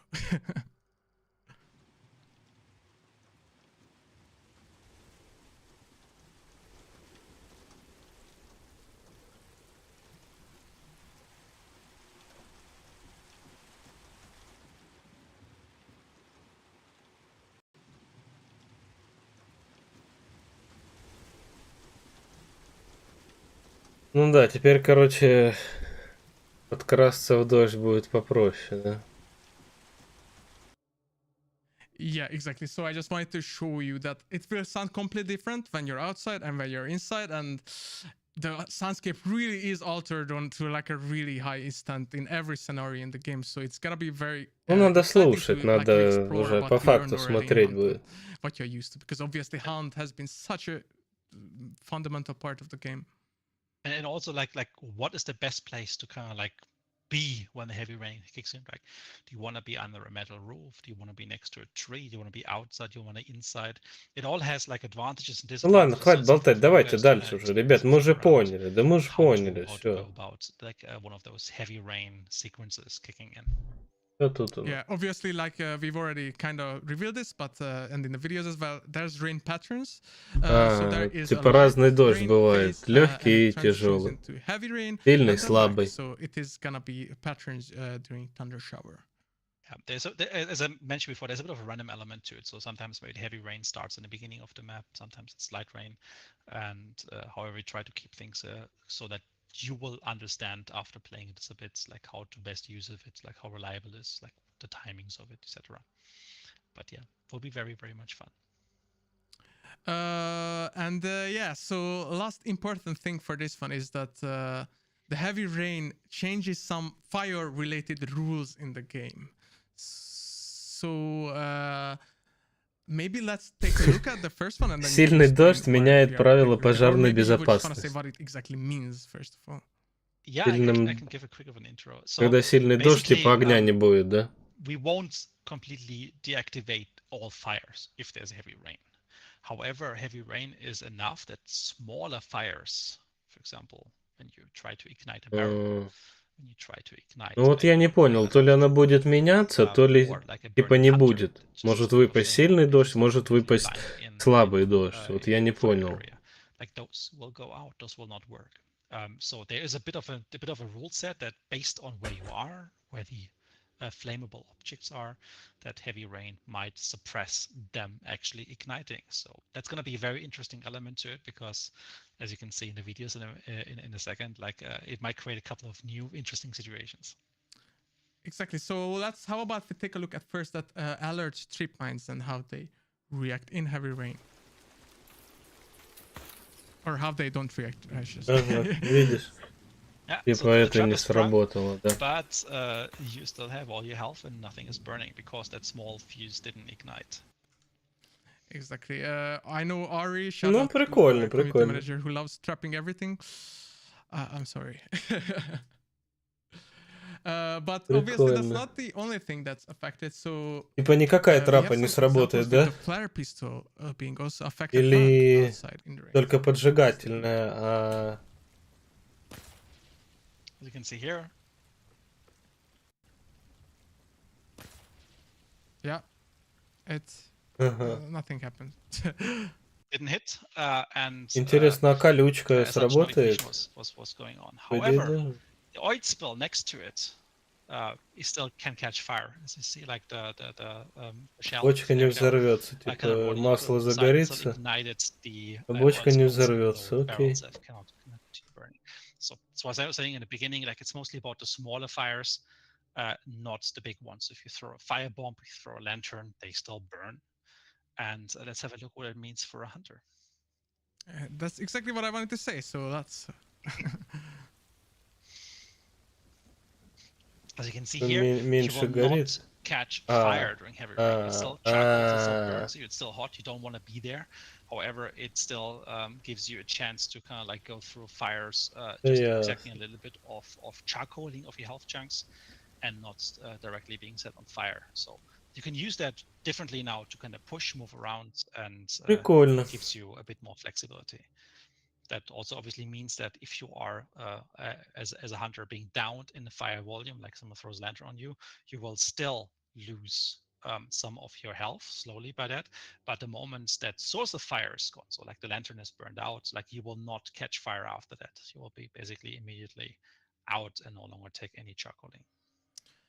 Yeah, and obviously there's a lot of more like small secrets to Thunder Shower, but again, please go out there and explore it, because it is like a whole new experience, and try out different things, how they work, and how it affects the whole gameplay. I think it's gonna be really fun based on the small playtest I did earlier, so it's gonna be amazing. I can't wait for all you to see this part. And I think with that, we did arrive to the end of the new features, and now we can talk about all the legendaries. And if Ferent is around, I would like to summon you in. Давай, I think he показывай. is. So, Yep. hi. Hey. Hope you enjoyed the presentation so far. Let's talk together about all the legendary rewards and the store legendary content that is coming with the update in the store, in the free progression, and in the premium track. So just let's quickly go through everything. And let's start with the store. So we already Так, вот это прикольная штука. Okay. Мне нравится. No, so basically Динамитик we are just going новенький. to show some render shots of all the content here, both for the event as well as new BB content or DLC. So yeah, legendary Vex dynamite stick. It does look cool, a little bit greeny. Next one, I think we have the pre-pledged hunters. So you can see the cardinal rain again. This is one of the pre-pledged hunters for the grounded Так, pack. вот такая вот One that you can buy in the охотница, event цыганка store or какая-то, as part of the какой-то Battle Pass bundle. пират. The Fang Shearer. Yeah, It's really nice couple. I just wanted to mention that obviously the Cardinal Rain also comes with Это the bundle, цыганка. like the Battle Pass bundle.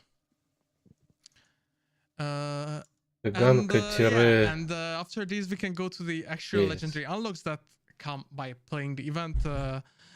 So let's take a look at those, starting with the Risen Relic knife. I think it's badass. Вот это So just a прикольно. reminder, I think this one is a part of the free progression track. So you can earn it even if you haven't purchased the Battle Pass. Yeah. Yep. You like it? I think we have quite a few legendary knife skins, right? Yeah. Ну, шармики, тем более вот такие мне не нравятся. Pact related weapon charms actually. So even though there's no parameter for them or such as like that, but we like to connect them to the Не lore очень and мне narrative of the нравится. event.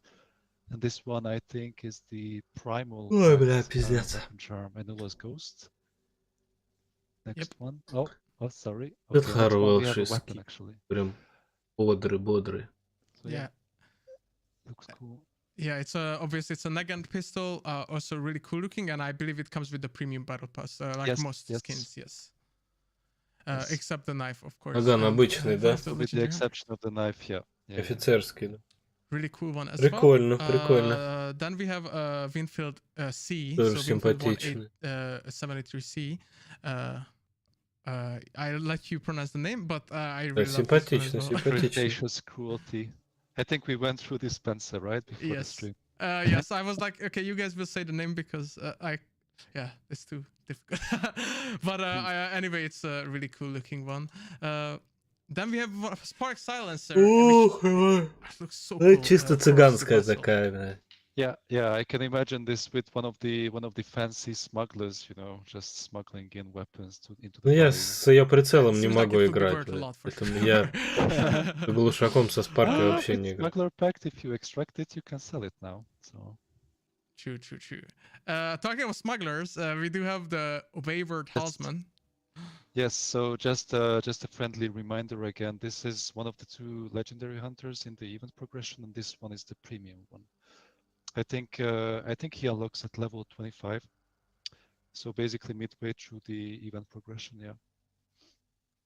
Yeah, I think it's a really cool looking one. And of course, we do have the new consumables in the Скин event. на And we also расходку. have some legendaries for them. So we do have the Saving 8 for the toolbox. Yeah, so unfortunately, with the exception of the choke beetle, both of the other consumables got a skin this update. And we'll have to see about the stalker beetle and the choke beetle maybe in the future. Ooh, okay. And then we have the Gagged Reaper weapon. Yeah, this is the Тоже какое-то premium такое. weapon charm that you can unlock in the premium progression for the Grounded Pact, I think. Really cool.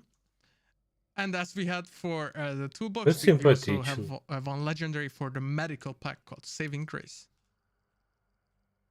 Симпатично. It talks for itself. Very cool.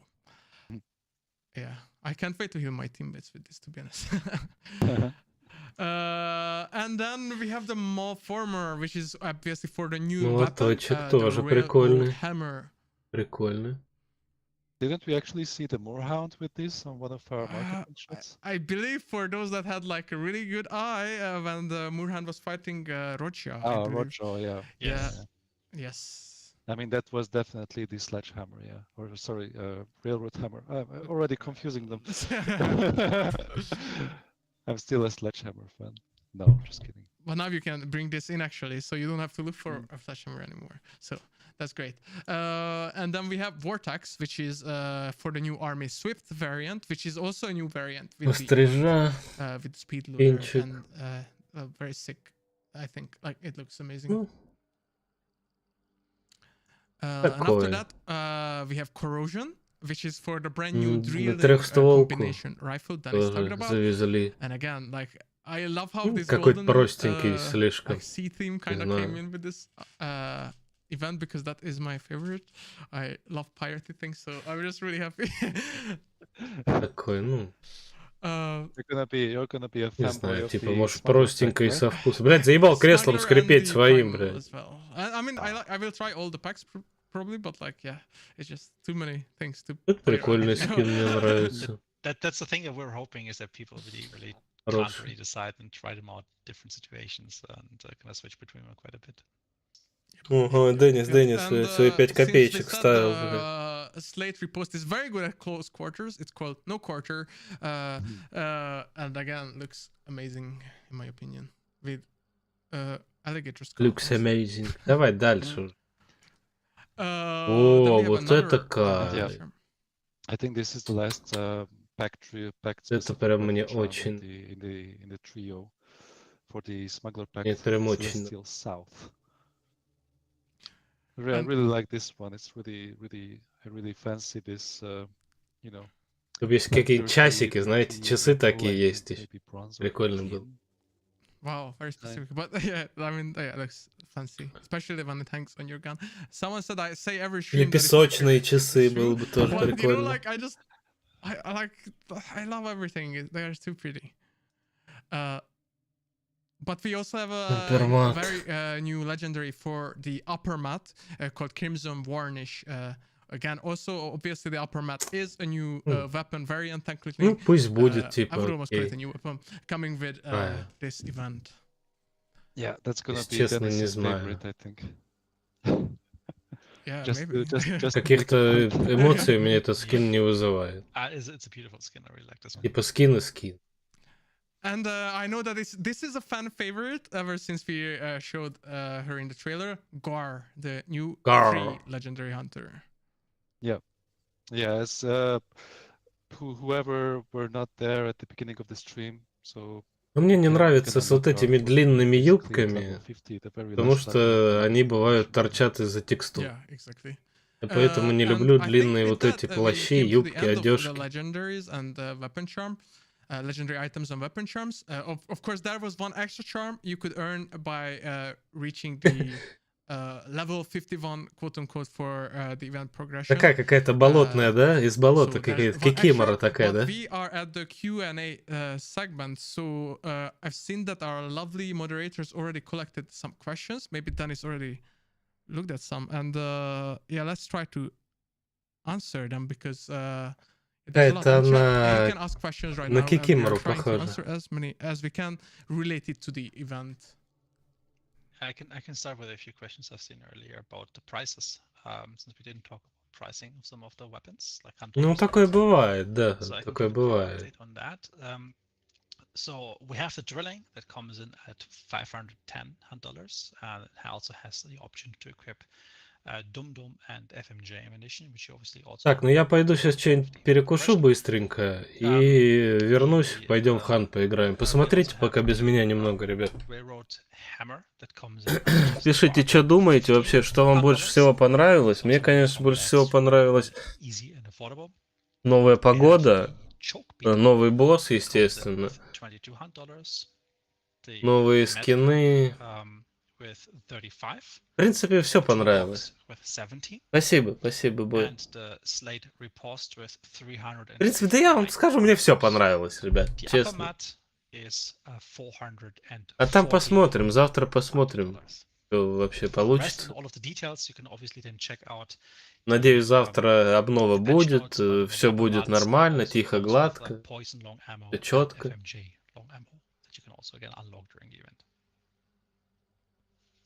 В общем, сейчас я подойду, ребят.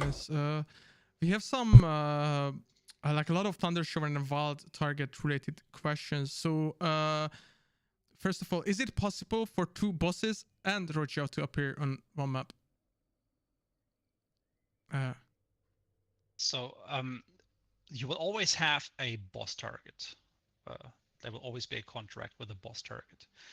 If you play the wild card during the event, you will have a boss target, randomly chosen as normal, and you will have Rojo hiding somewhere on the map. So you will basically always have two targets, one being a boss target, the one that defines the shrinking of the map, the clues and everything you know, and you have the hidden wild target that we're going to tell you how exactly to find it, so we want you to figure that out yourself as you explore the event a little bit. But Rojo will not be alone. Thank you. That I think is very clear. About Thunder Shower, so how does it affect other things other than fire? Can it affect poison effects or choke clouds, or how does it work currently? So we've been focusing on fire as the primary thing.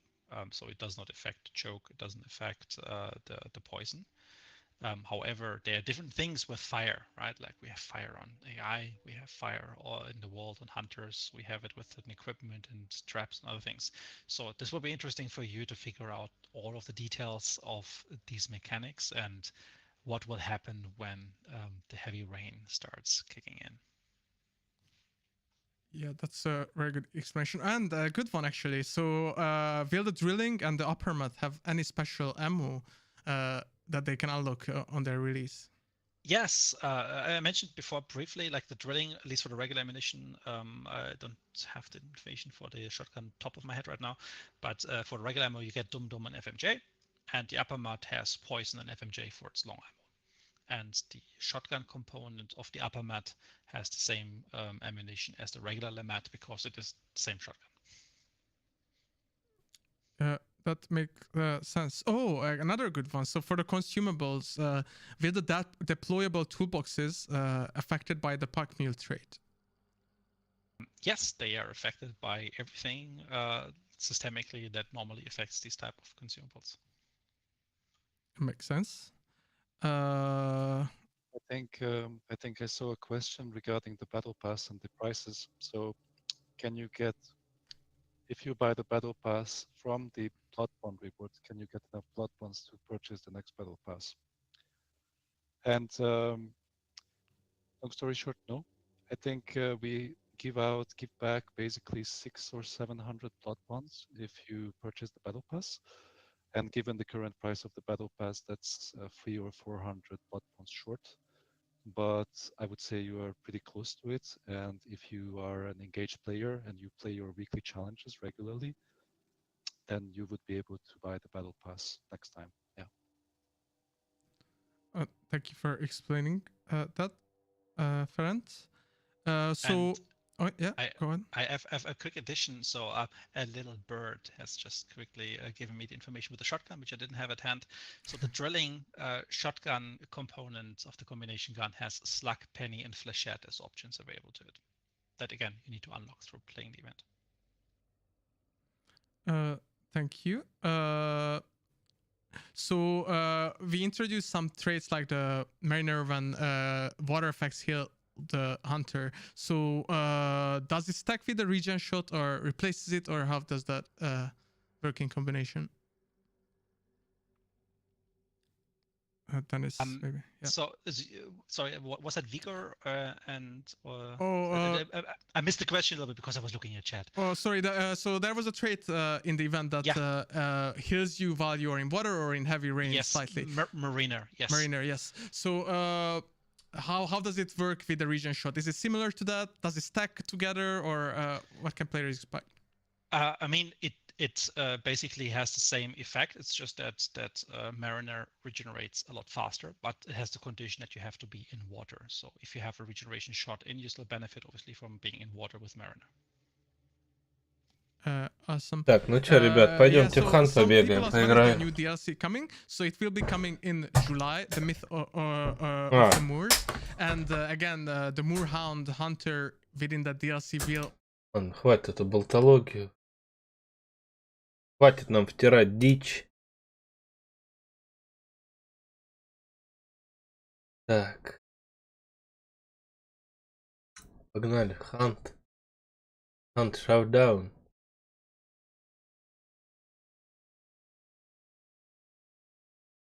И что это? Я ж хотел этих купить, облигашек.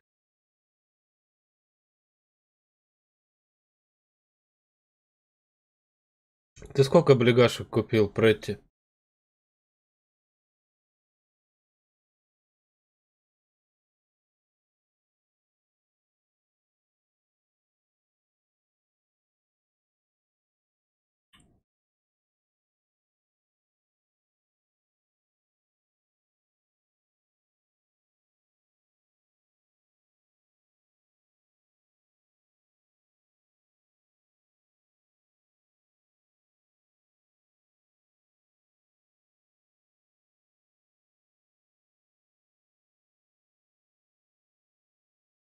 Ребята, облигашками затарились.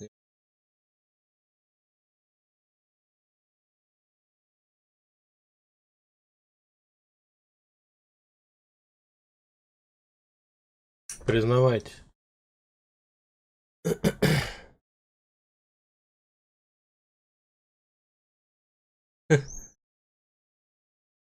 А чё сразу алка? Чё нельзя нормально, трезвым образом? Нельзя там никак по-трезвому отметить.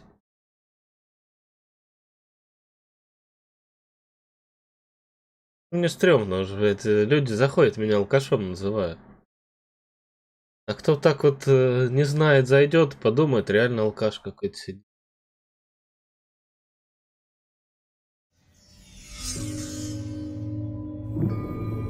Тут тоже палка двух концов, понимаешь?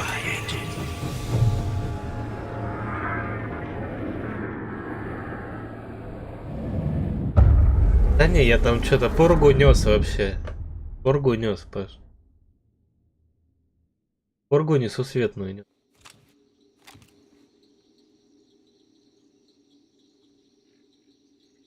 Я понял, вам нужен контент, короче, да. Нам нужен развлекательный контент.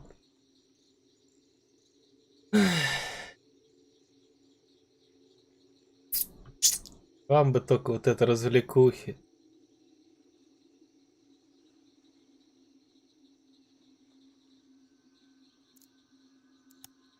Нам контент подавай.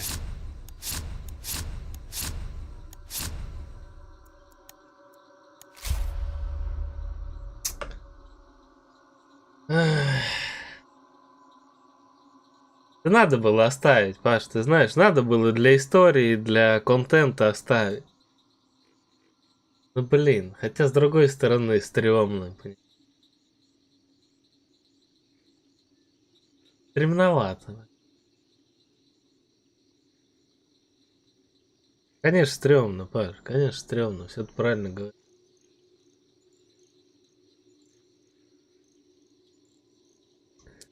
Ну ладно, еще дадим стране угля, как говорится.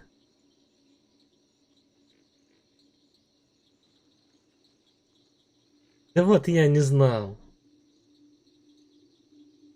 Я бы его скрыл, конечно. То я прям рубанул, знаешь, сильно.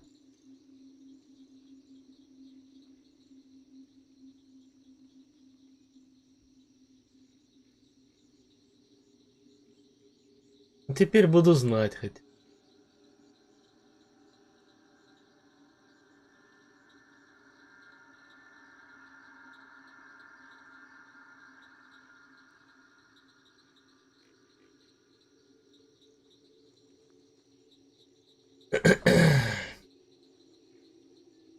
Блин, надо что-то думать, блин. Надо что-то думать.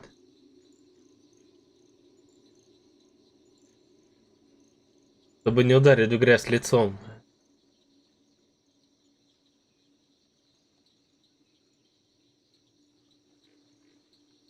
Чтобы стыдно не было, надо что-то, блин,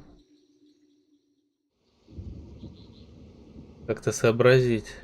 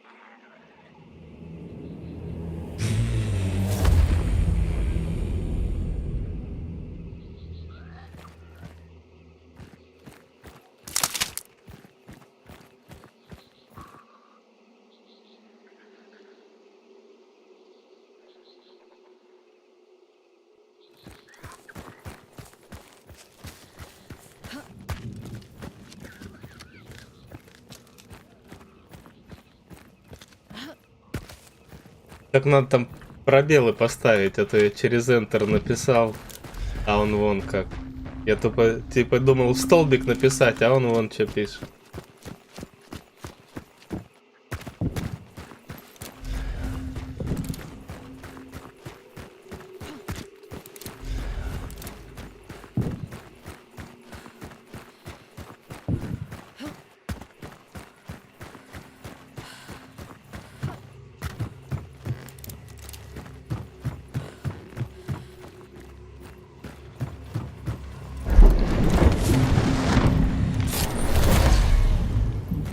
Как-то вот странно пишет. Ну ладно, если тебе что-то интересно, спроси, я тебе расскажу, что у меня. Конкретизируй свой вопрос.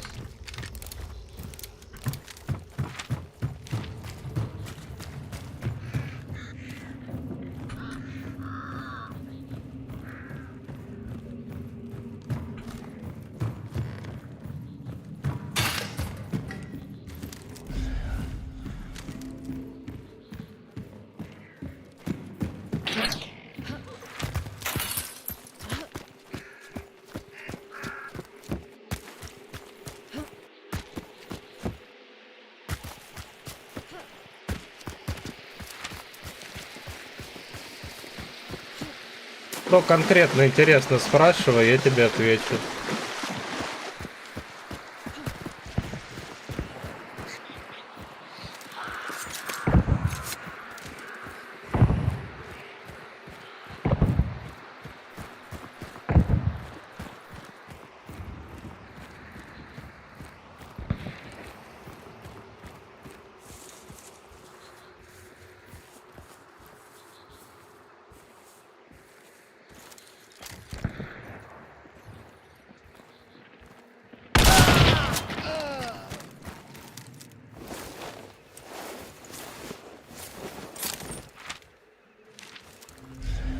Видеокарта у меня 3080 на 12 гигов в разгоне, политовская геймрок.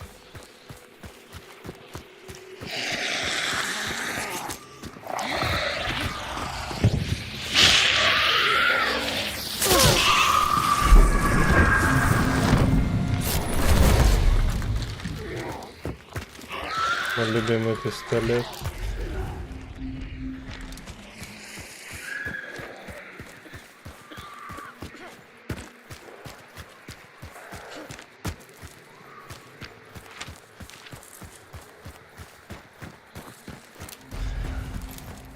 Я бы, конечно, хотел бы 40-ую серию, но сейчас нет возможности.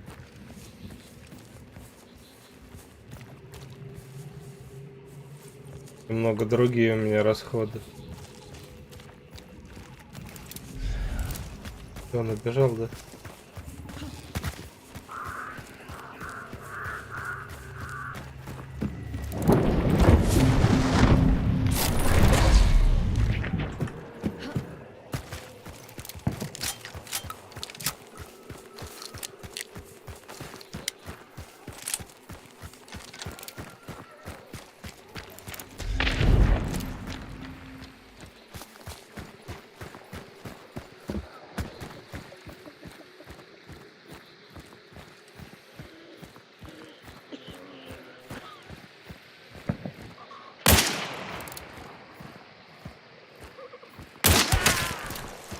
Я могу в Форзу в 5-ю поиграть. Не знаю. Даже, блин, сложно сказать. Battlefield пробовал 2042. В основном все время в ханта.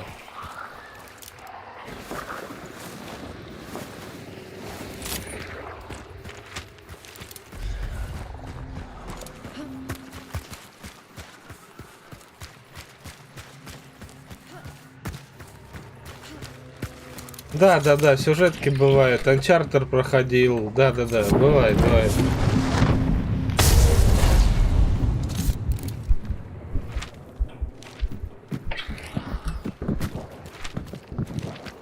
Хочу вот Last of Us поиграть. Ни разу не играл. Вот хочу, короче. Да, денег стоит дорого. Хочу, сейчас друг пройдет, у него взять поиграть, короче. Ё-моё.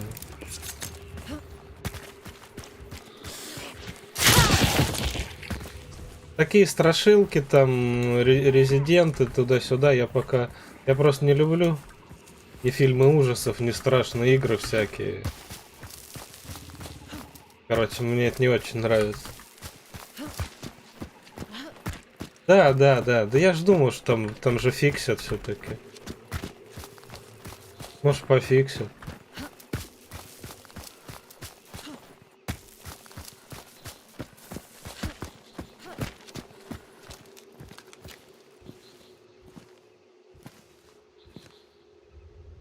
Типа, может, пофиксят. Что еще, блин? Посмотрю рабочий стол, Steam тебе скажу после катки.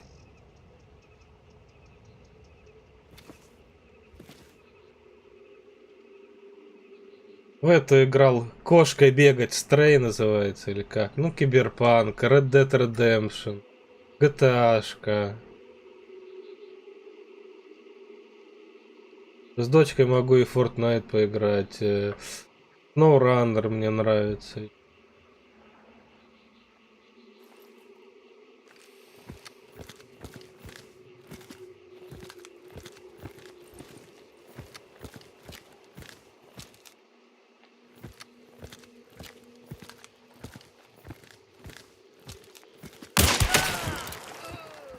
Блять, как я обожаю этот пистолет, ребят, вы себе не представляете. Вы, наверное, поняли, почему, да?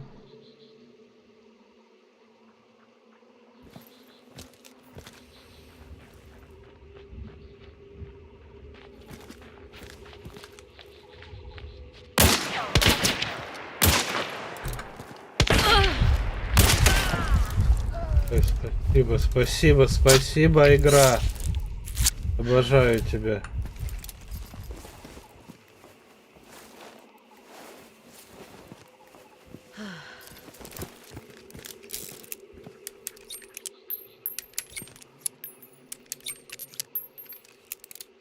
Как я обожаю этот пистолет, ребят. Вот он стреляет. Вот просто точно, вот максимально. Раскачки почти что нет. Целится сразу, быстро, четко. Блядь, всем советую.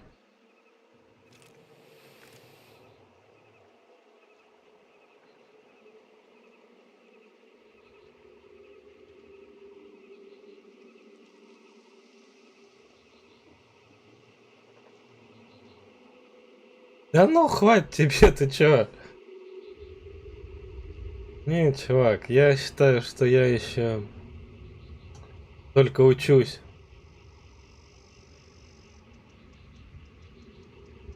Я только учусь.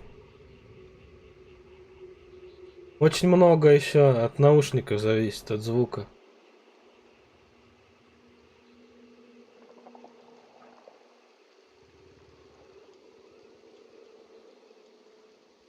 От твоих ушей тоже, конечно.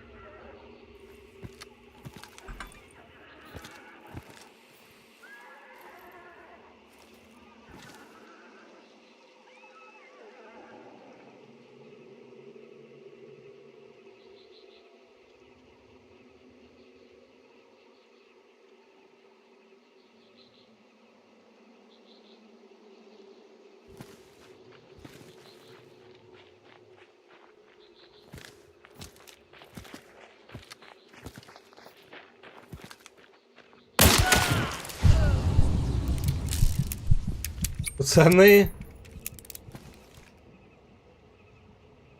лайков накидайте мне срочно.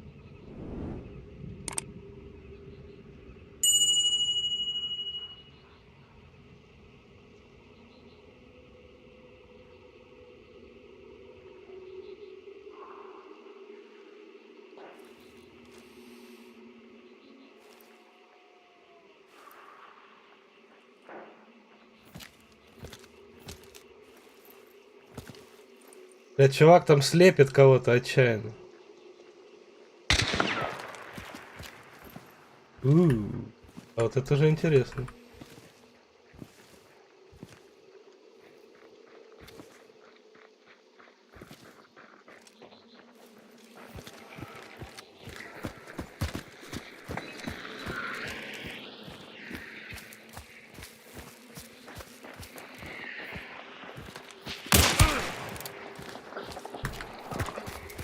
Твоих же мух.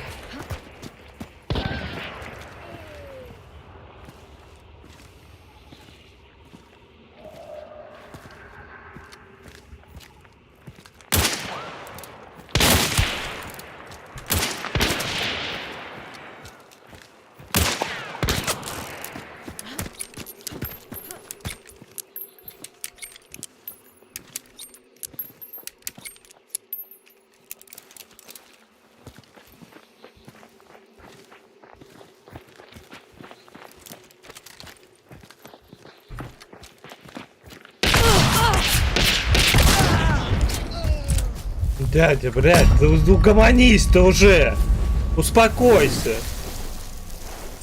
Ай, блядь. Душноватая катка была. Первая такая душная, ребят.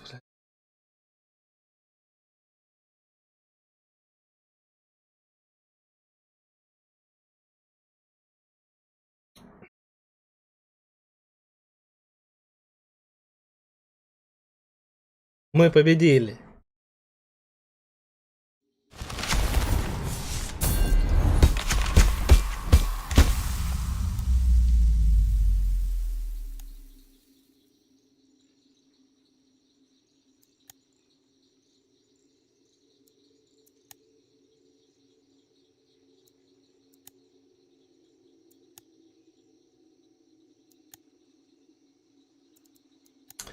Эх, жаль, хомяк этого не видел.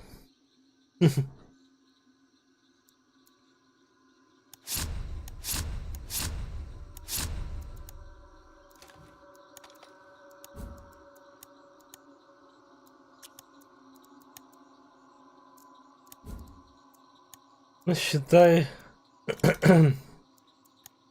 одного охотника я уже спас сегодня. Дай доброе дело сделал. Давайте еще попробуем. Одного спасем, может быть.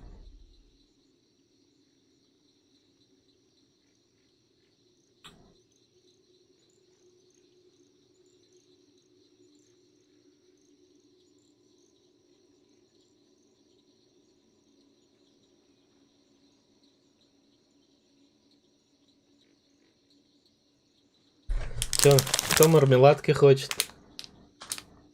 Кого угостить мармеладкой вкусной?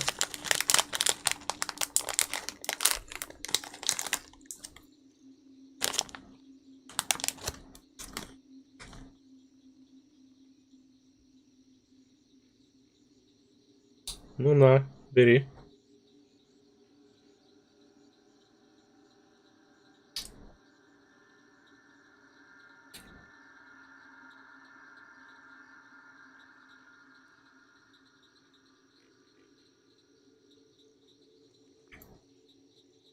Еще есть розовенькая. Я дам.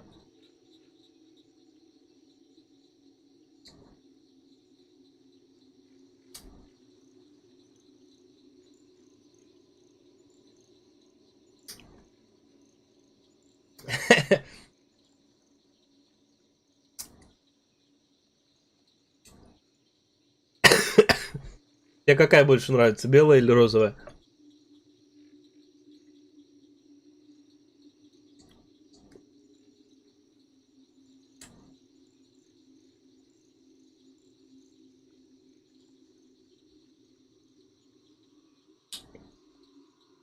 Мне тоже, кстати. Мне тоже розовая больше нравится.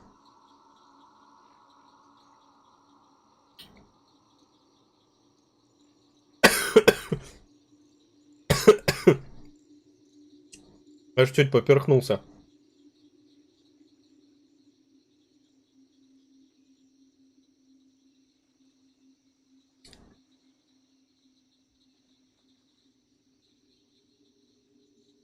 Ну, белая тоже ничего, но розовая получше, конечно.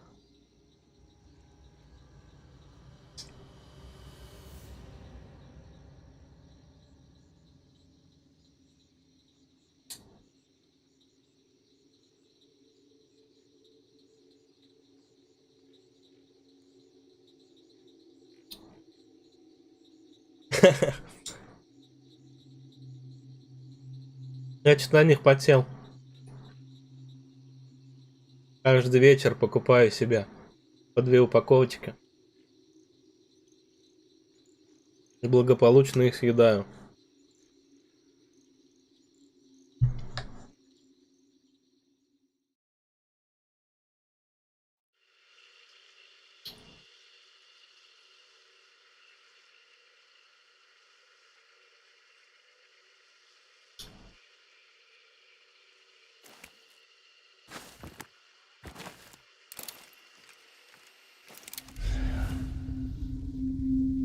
О, прикиньте, мне сразу мой любимый пистолет дали. Ребята, держитесь. Вы не знаете, что вы сделали. Ну, держитесь, хлопцы.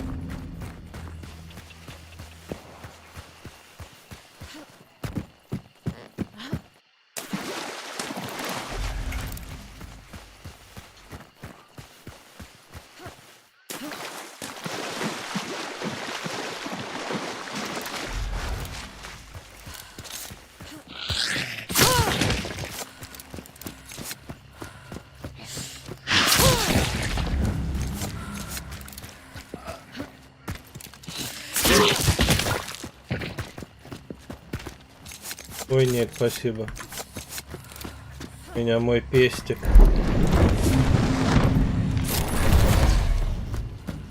О, еще вот такая штука, прикольно.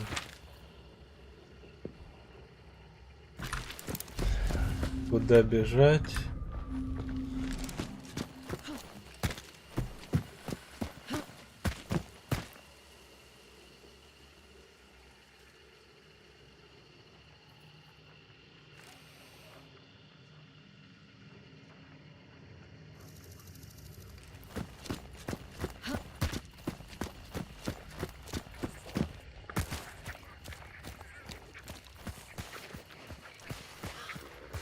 Блять, тут одни капканы, а.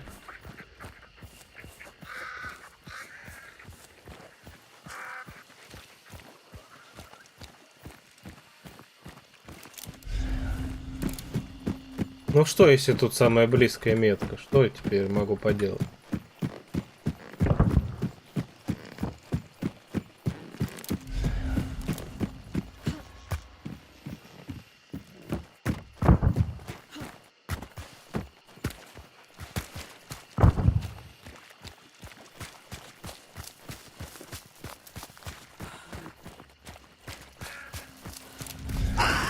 Да ё-моё, а. Ну это же надо, а.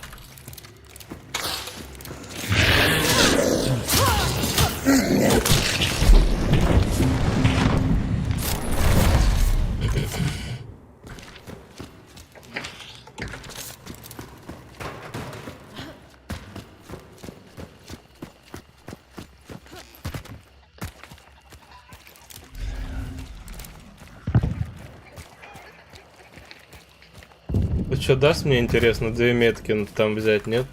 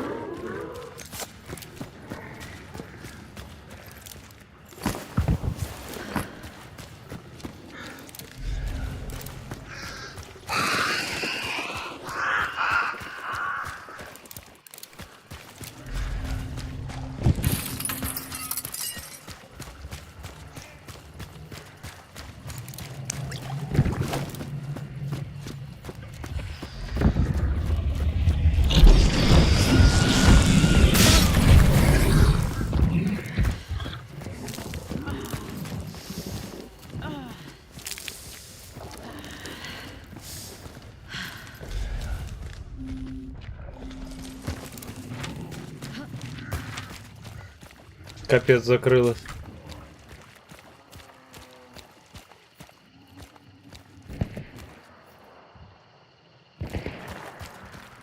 Да, Хан, ты знаешь, такая игра, блин. Ее не поймешь.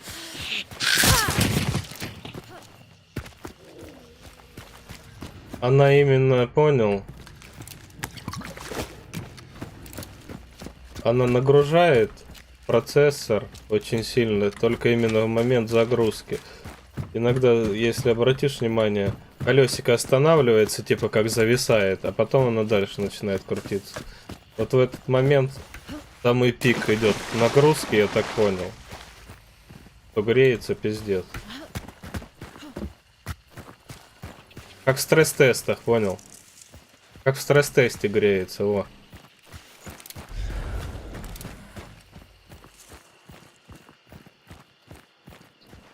Я думаю, пока спешить не надо. Сейчас встретим типов, которые побегут.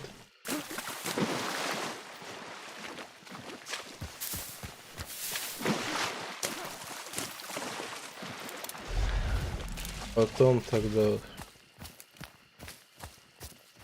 пойдем разберемся с главным боссом.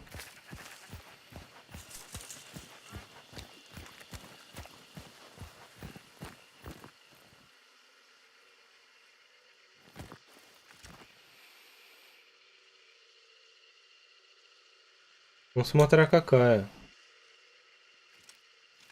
Смотря какая карта. Всех по-разному.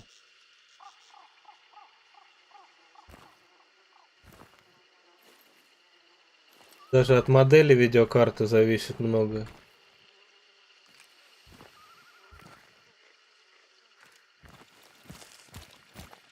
В 70, в простое. Ну, градусов 40, наверное.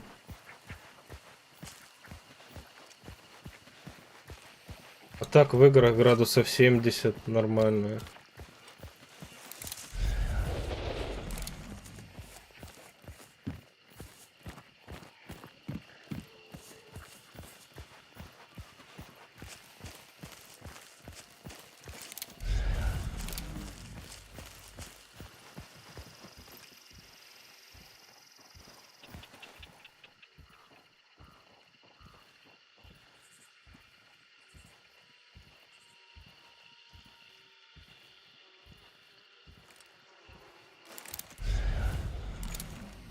У меня 3060 была на 12 гигов.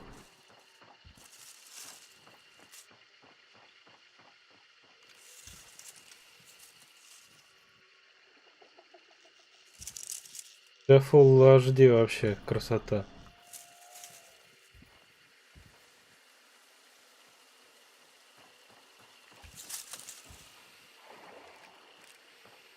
Ну чё, где все-то? Никто не бежит.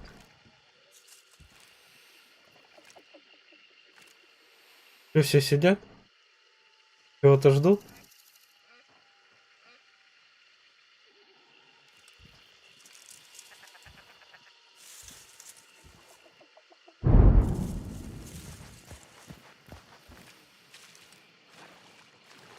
Буду подходить, наверное, поближе.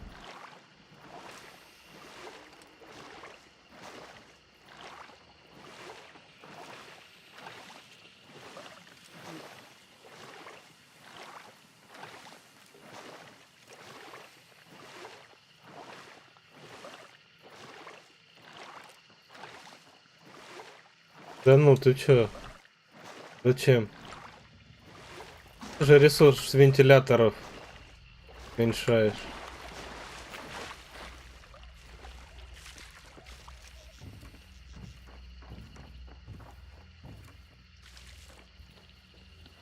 Я на авто, у меня на авто стоит сюда.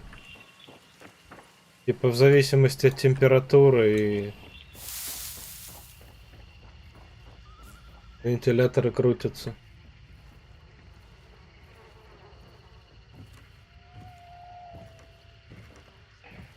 Ну тут вот сидит один гад.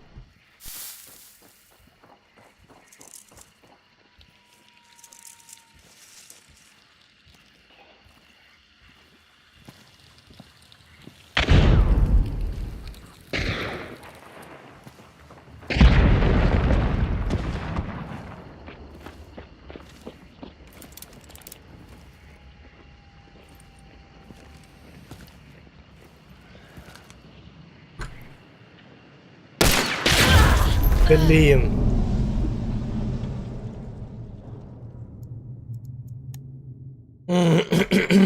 Лошара. Ну, повезло, он мне, конечно, голову дал. Хорошо.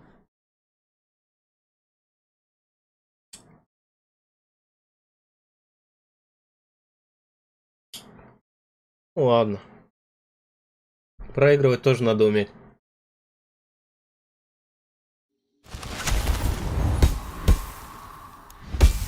Блядь, трехзвездный тип 067 КД.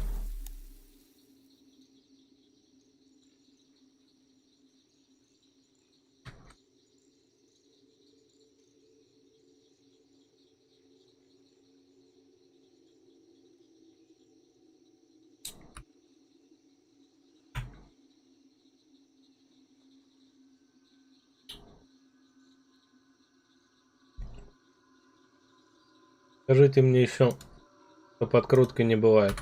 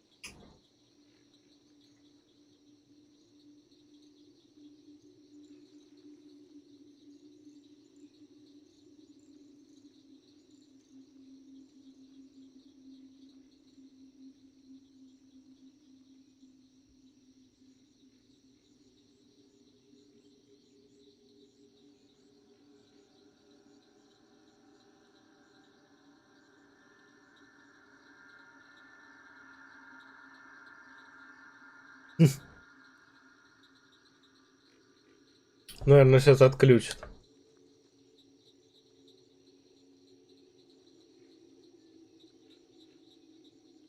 Будут обнову заливать, наверное.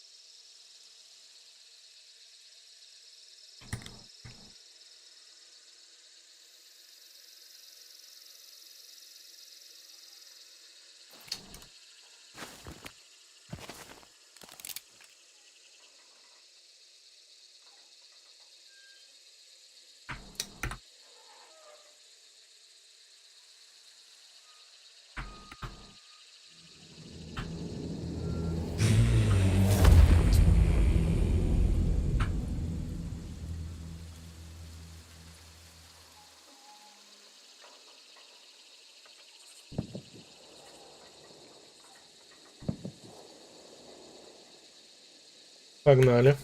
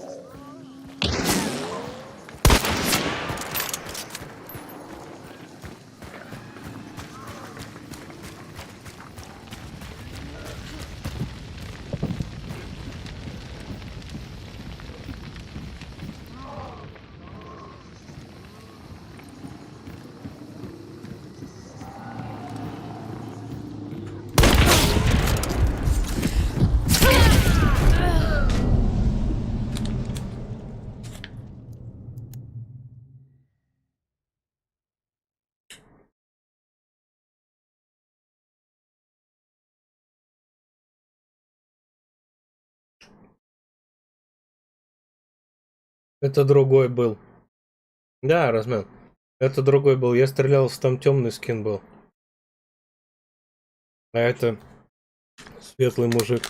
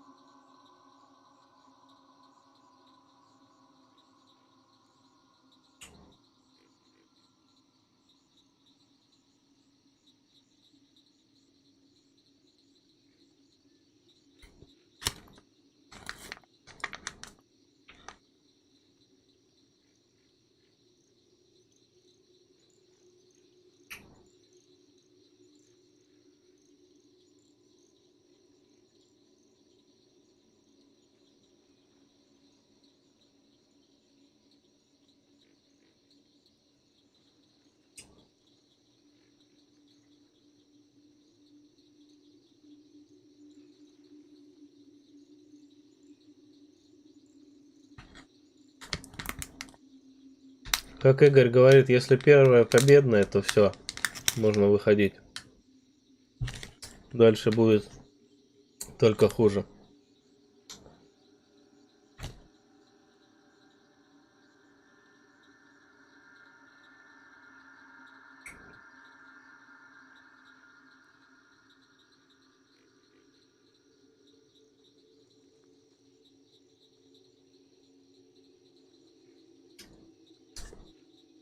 Привет, Доля. Как твои дела? Стрим от разработчиков смотрел?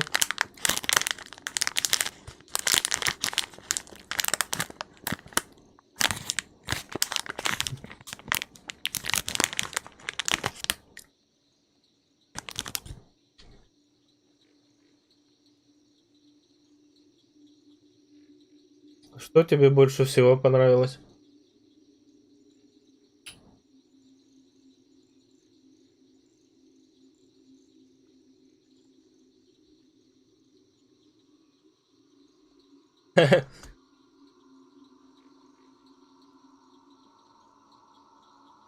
Да, переводчик с меня так себе, я понял. Могу только по картинкам переводить. Или с камерой, с Google переводчиком.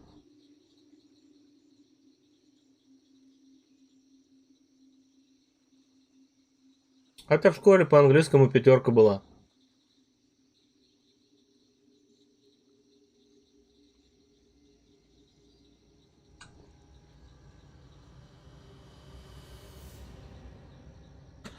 Ну да, тоже верно. Не, ну скины хорошие. Скины прям хорошие, мне понравились. Практически все прям.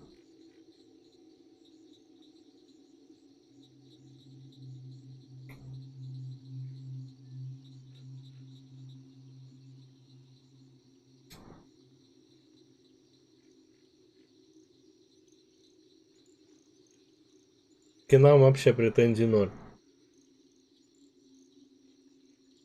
Посмотрим, как дождь будет реализован. А то все так вау-вау. А там, может, не все так вау будет. Это же край-теки.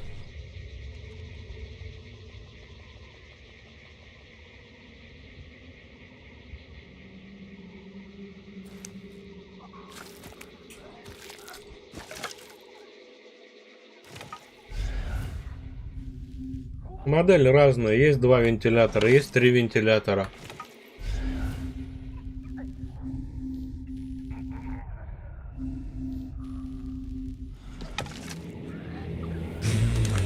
Если бы у вас одинаковая модель была, то их можно было бы сравнить.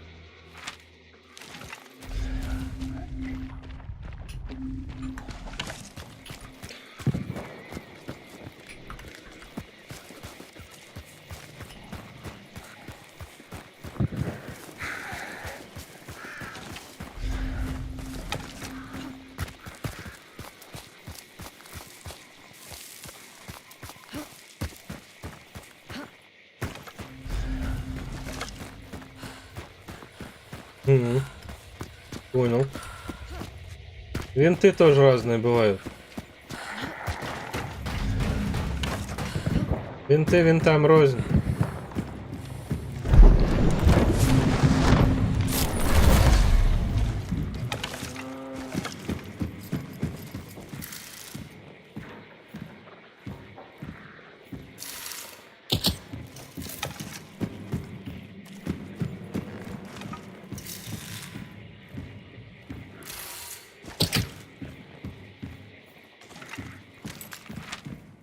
Как он полон, если я все потратил? Он может быть полон.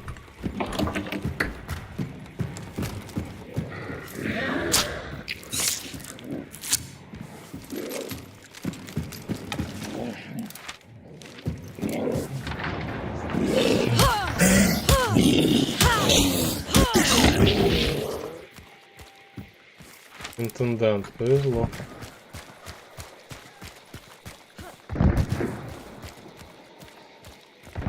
Не, вообще не understand. Не-не-не. Я не претендовал. Ты лучше посмотри первую катку мою, как я всех там покрошил. Жаль, ты этого не видел, я говорил. Жаль, хомяк этого не видел. Я так и сказал в конце катки. Когда всех покрошил.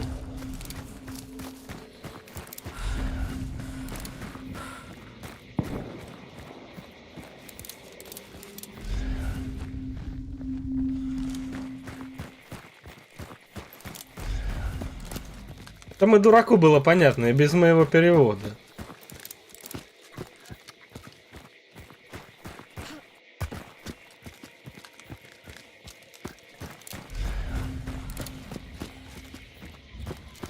Да, вообще всех в голову. Всех в голову покрошу.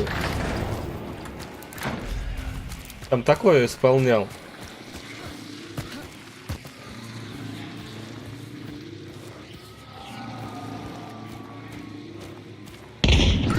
Ёбаный стыд.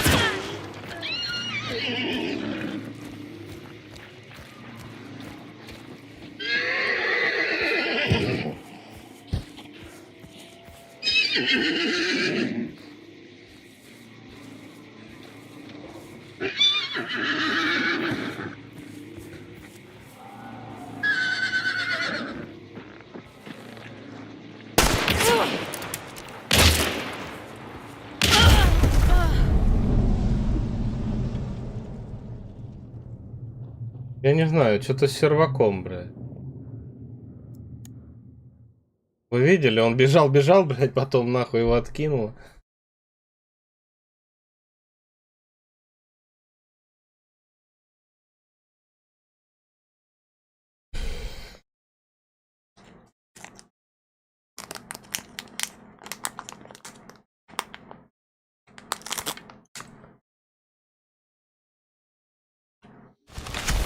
Да.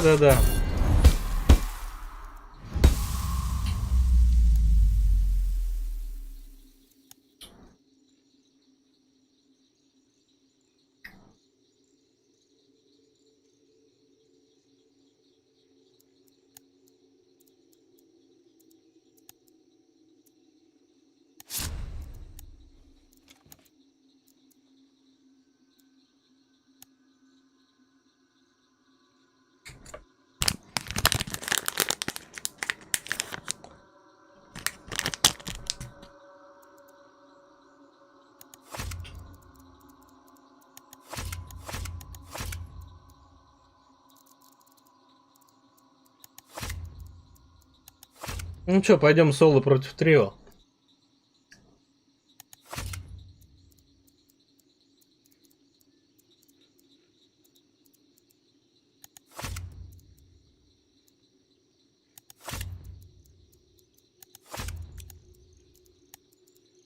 Все, пойдемте соло против трио.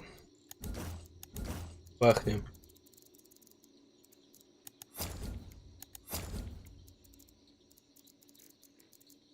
Scramble.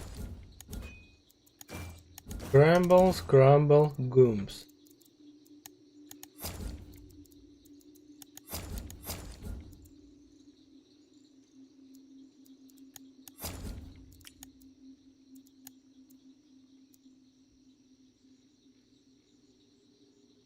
Поехали.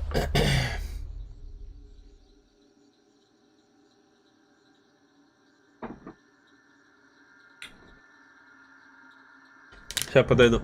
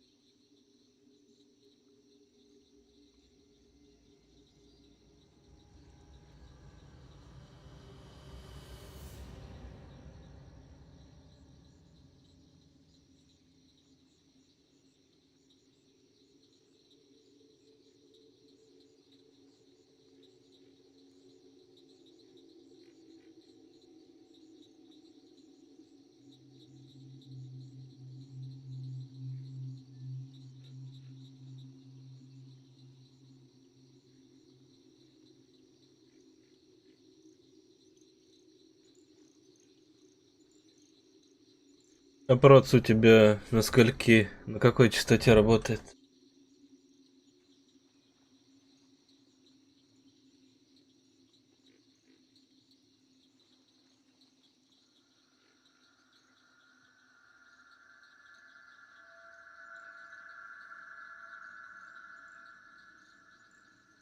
Вовато.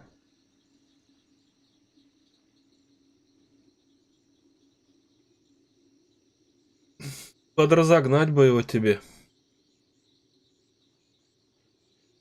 Чё по охладу у тебя там?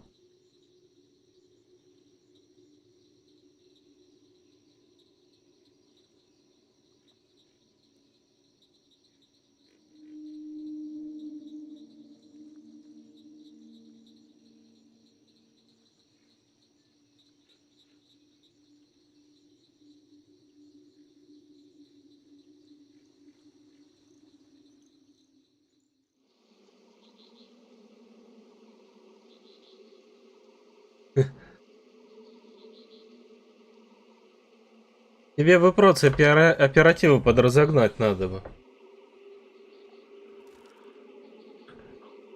Хотя я не знаю, твой проц гонится вообще, нет?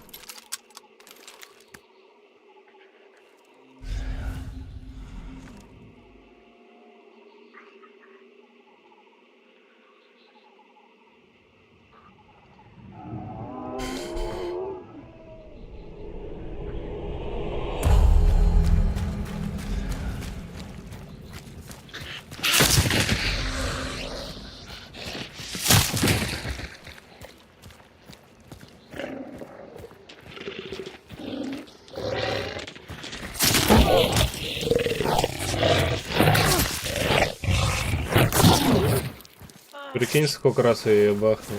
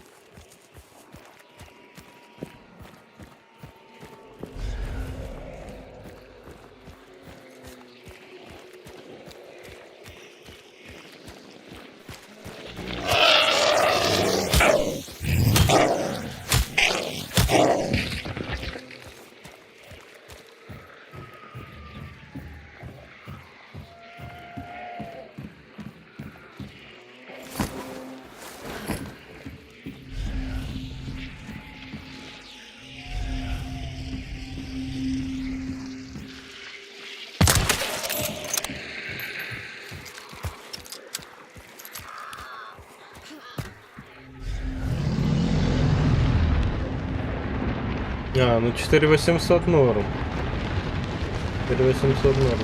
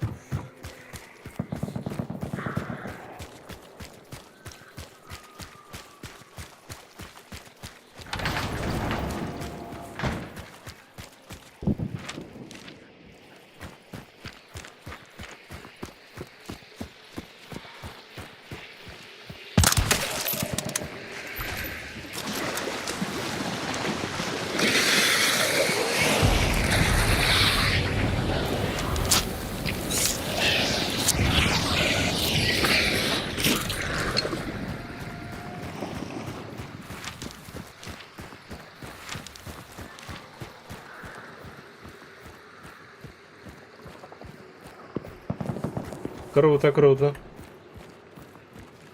А разрешение какое?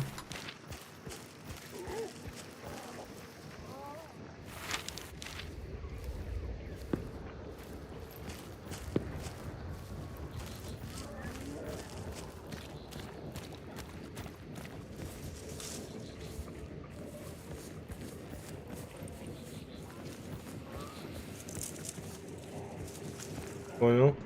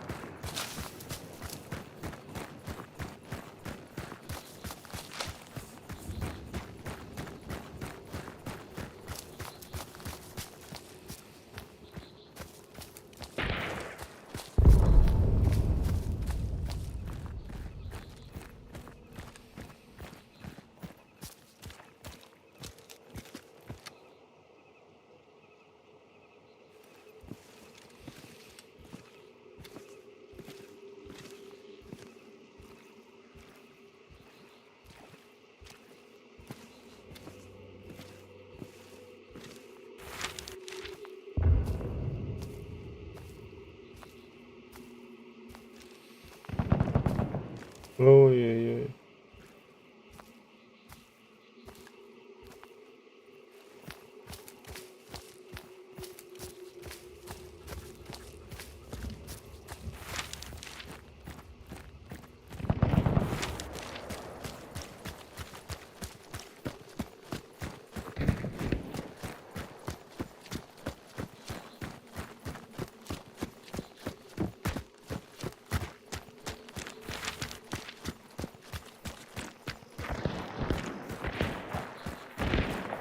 Бегим, бегим, бегим.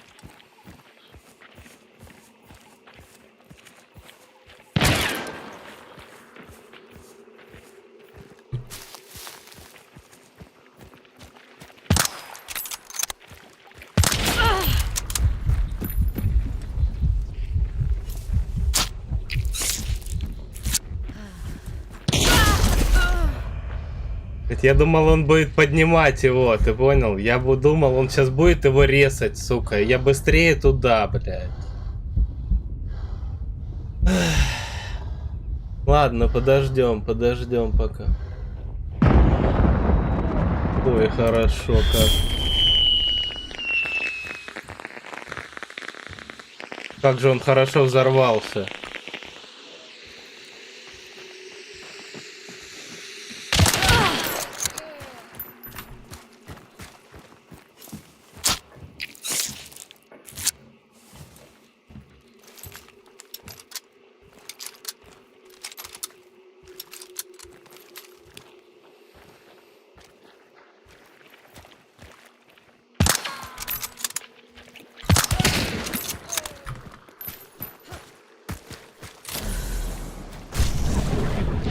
Найс.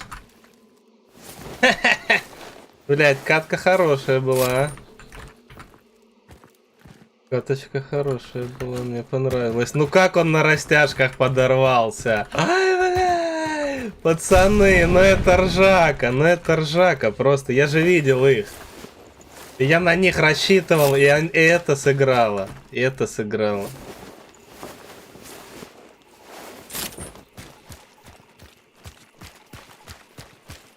Вот еще растяжка. Ах, круто, ребят. Круто же, правда?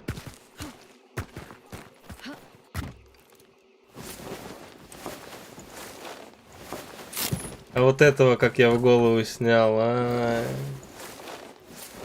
Класс.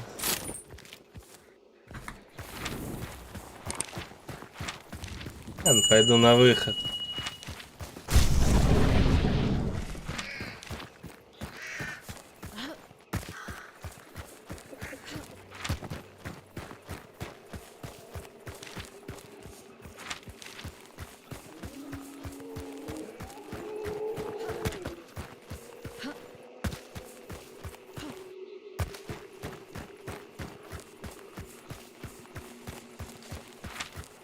Покрошил их, да? Покрошил. Соло против троек, ребят. Это вам не шутки. Покрошил.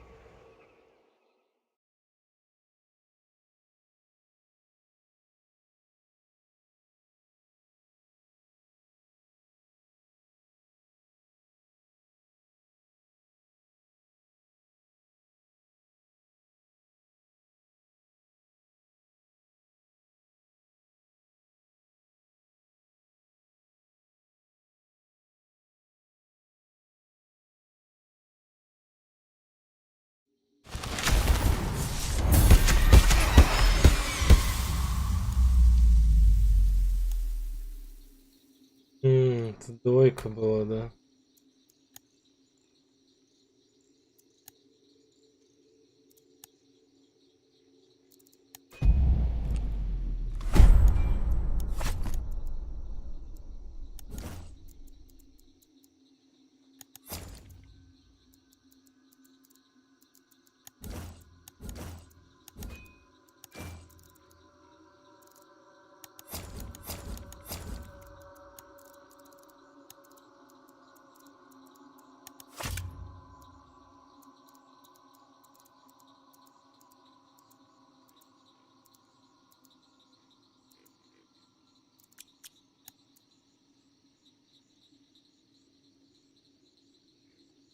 Так, ну чё, погнали дальше. Дышка.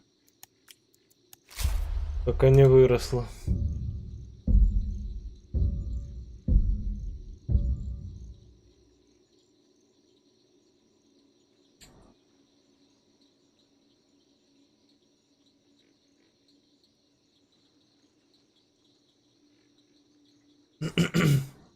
Я бы себе хотел, конечно, 2 КД. Когда набью 2 КД, тогда успокоюсь.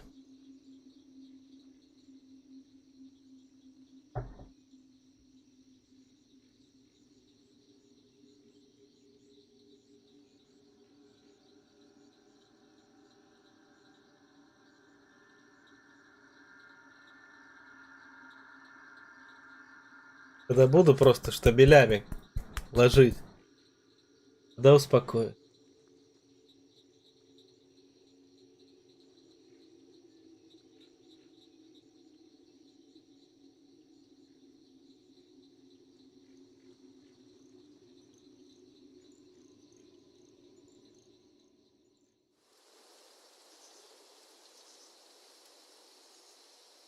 Какой у вас КД, ребят? Напишите в чат. Кто играет? Шафдаун.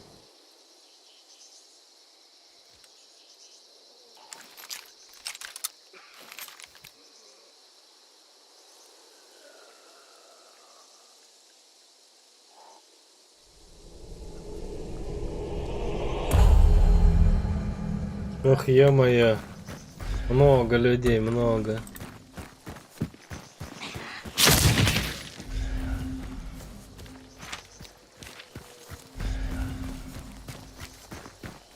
Пойди за всеми уследи.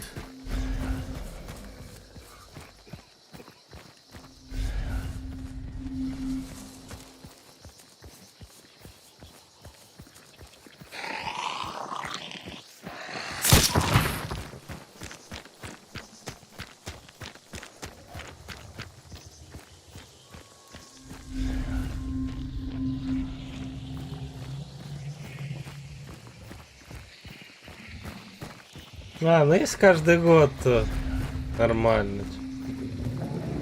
Значит, уже схема отработанная, проработанная. Годами. Надежная, как швейцарские часы. В одно и то же место, наверное, да?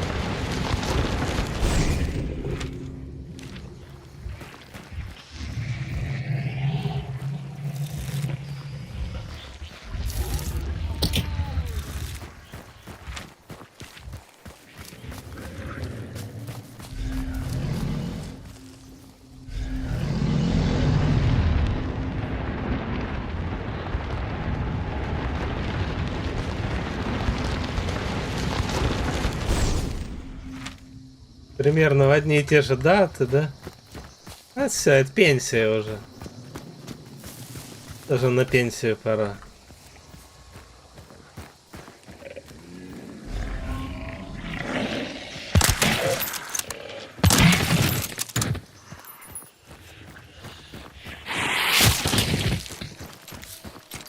Шучу, конечно, это я так. Прикалываюсь.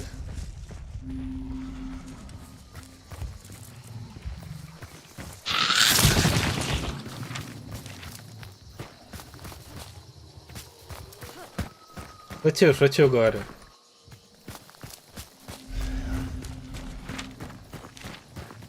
Один босс, это будет весело.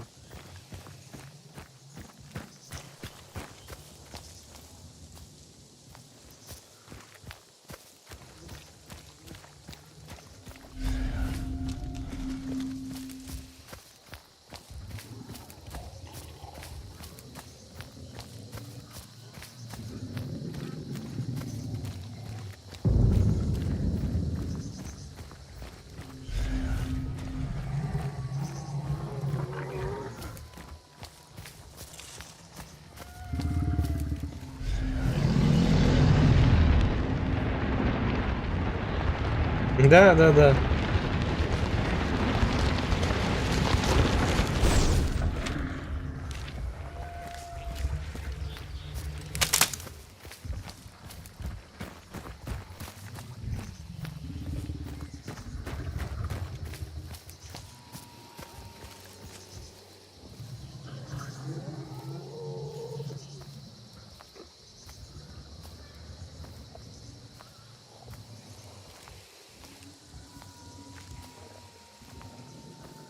Ага, вон они бегут.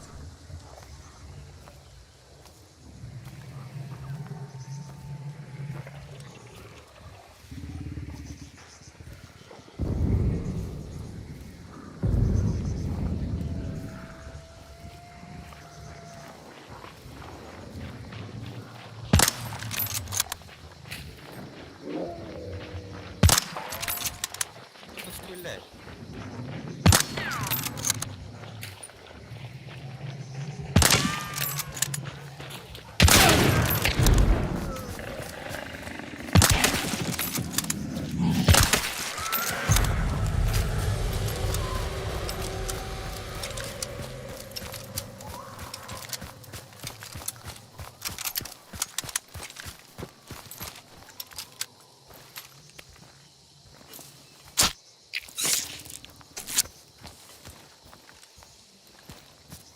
Ну классно, чё, классно.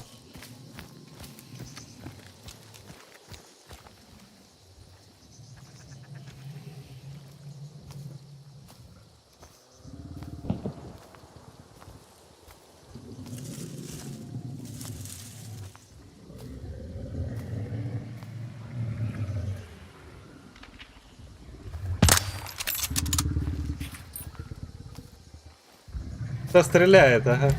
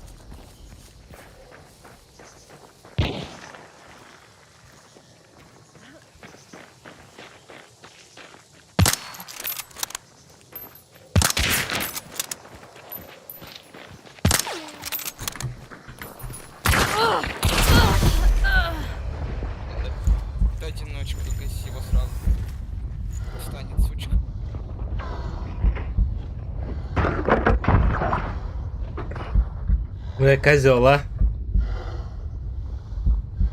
Не попал я ему в голову, все-таки не попал.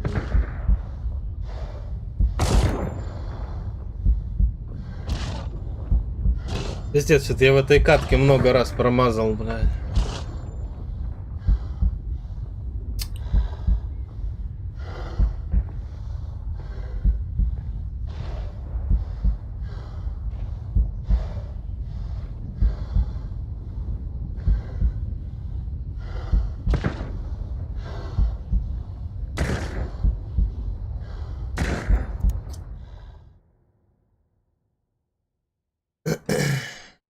Просрал.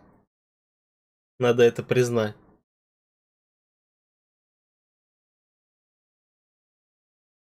Плохо отстрелялся, вообще отвратительно. Ну то он за кустами где-то бегает, блядь, то он бегает просто, блядь, сука, хоть бы остановился, блядь, на секунду, а? Бегал туда-сюда, блядь.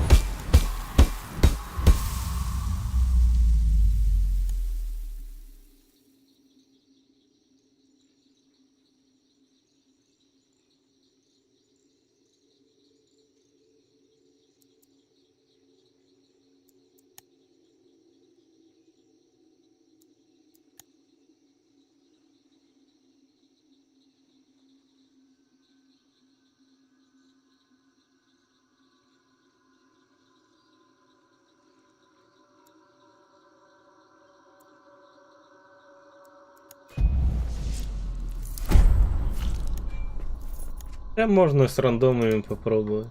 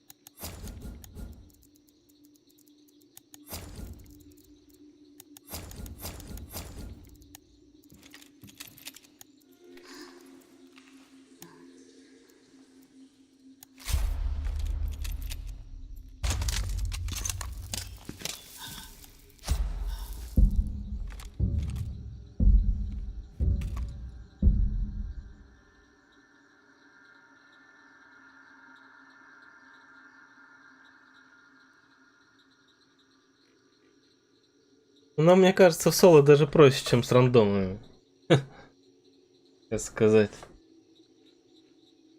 Не, бывает, конечно, рандомы хорошие попадаются, но... Как должно повести. Я, наверное, ластовый, ребят, да буду закругляться завтра на работу. Рано вставать и ехать. Завтра вечером, как обычно. Стрим.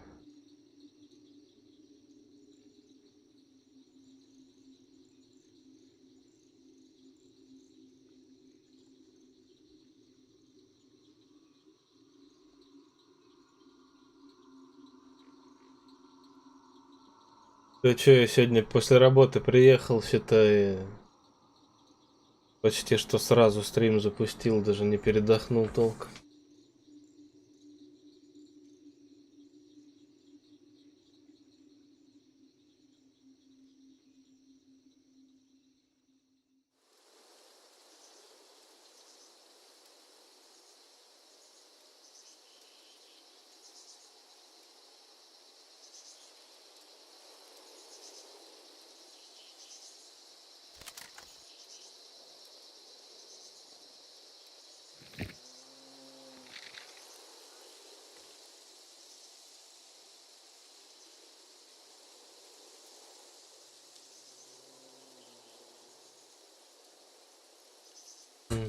Ну там последнее все равно. Здорово, зайки. Привет, малыш.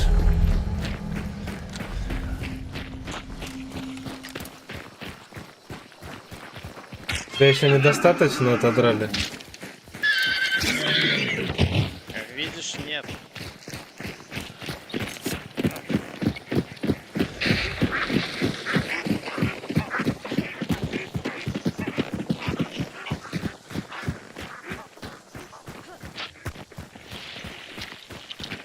Хочешь, взорву тебя липучкой?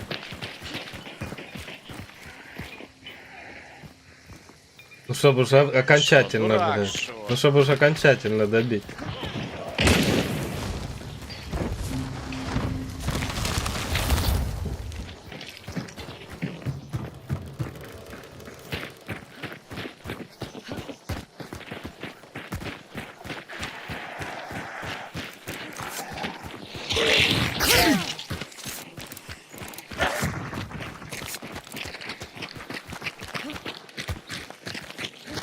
Не, ну вы, я смотрю, скилловые пацаны, тащить будете сейчас. Я так сзади тут поставлю.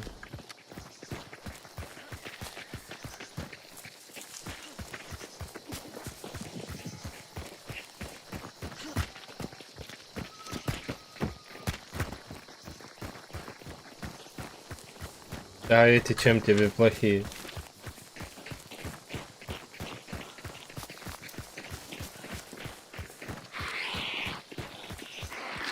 Может, эти самые лучшие вообще.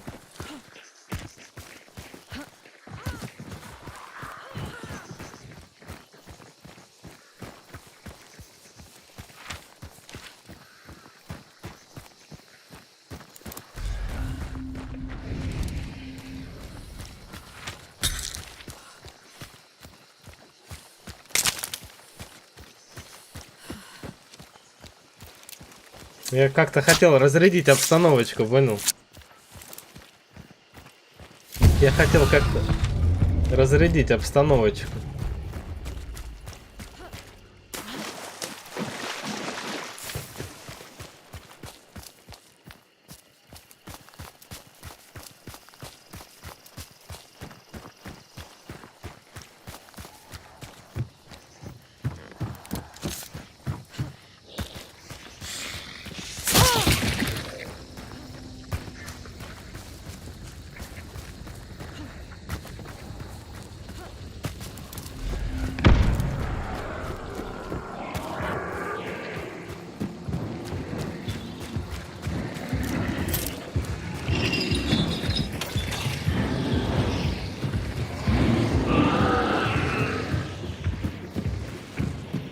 Да, мне его быстро.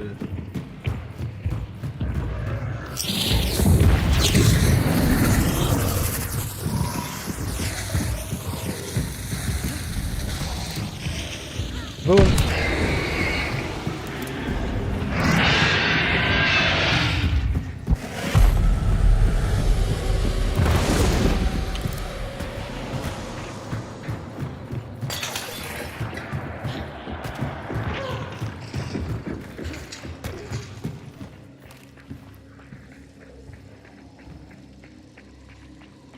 Спина зачесалась.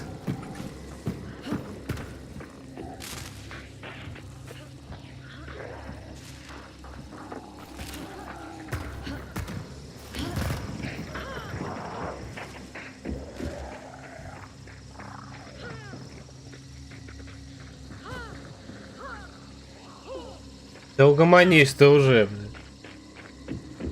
Бать, можно еще 5 минут? Нет, домой, все, блядь. Сейчас еще одну бочку пива закину.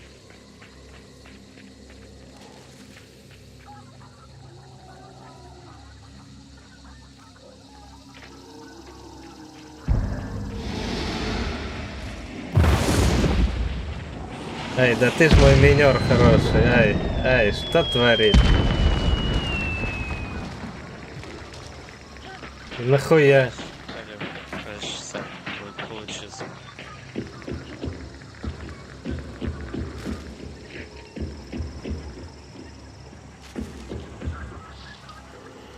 Фил, ты сам понял, что сделал вообще, не?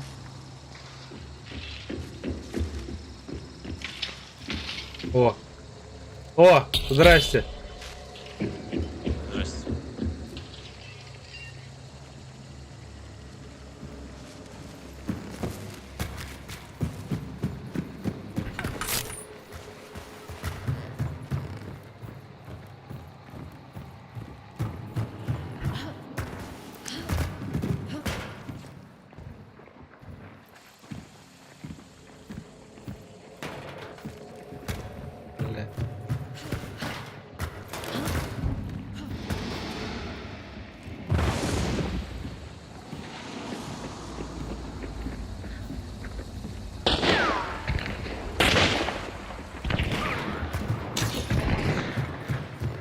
Вот 2 темы пришло.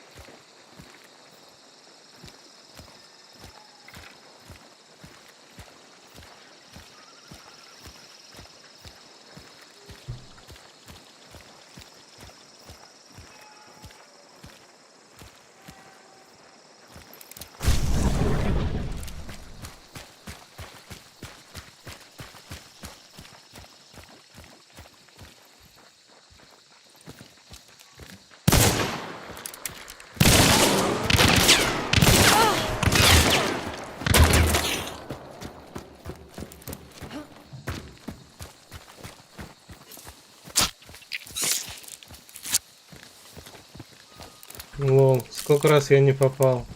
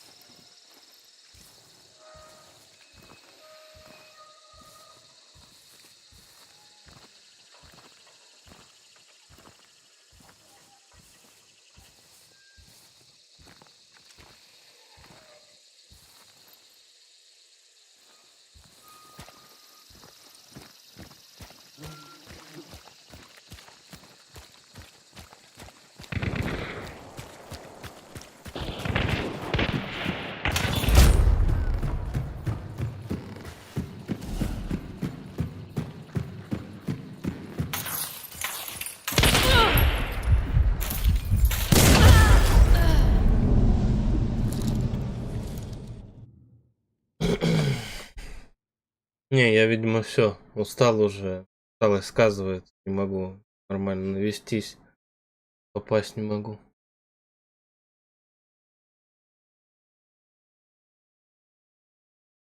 Спасибо, ребят, за стрим, за хороший вечер. Спасибо за лайки. Всем спокойной ночи. Ну сейчас эти покидаем. Вдруг... тут кидать нечего. Всем спокойной ночи, ребят. До завтра. Всем пока-пока.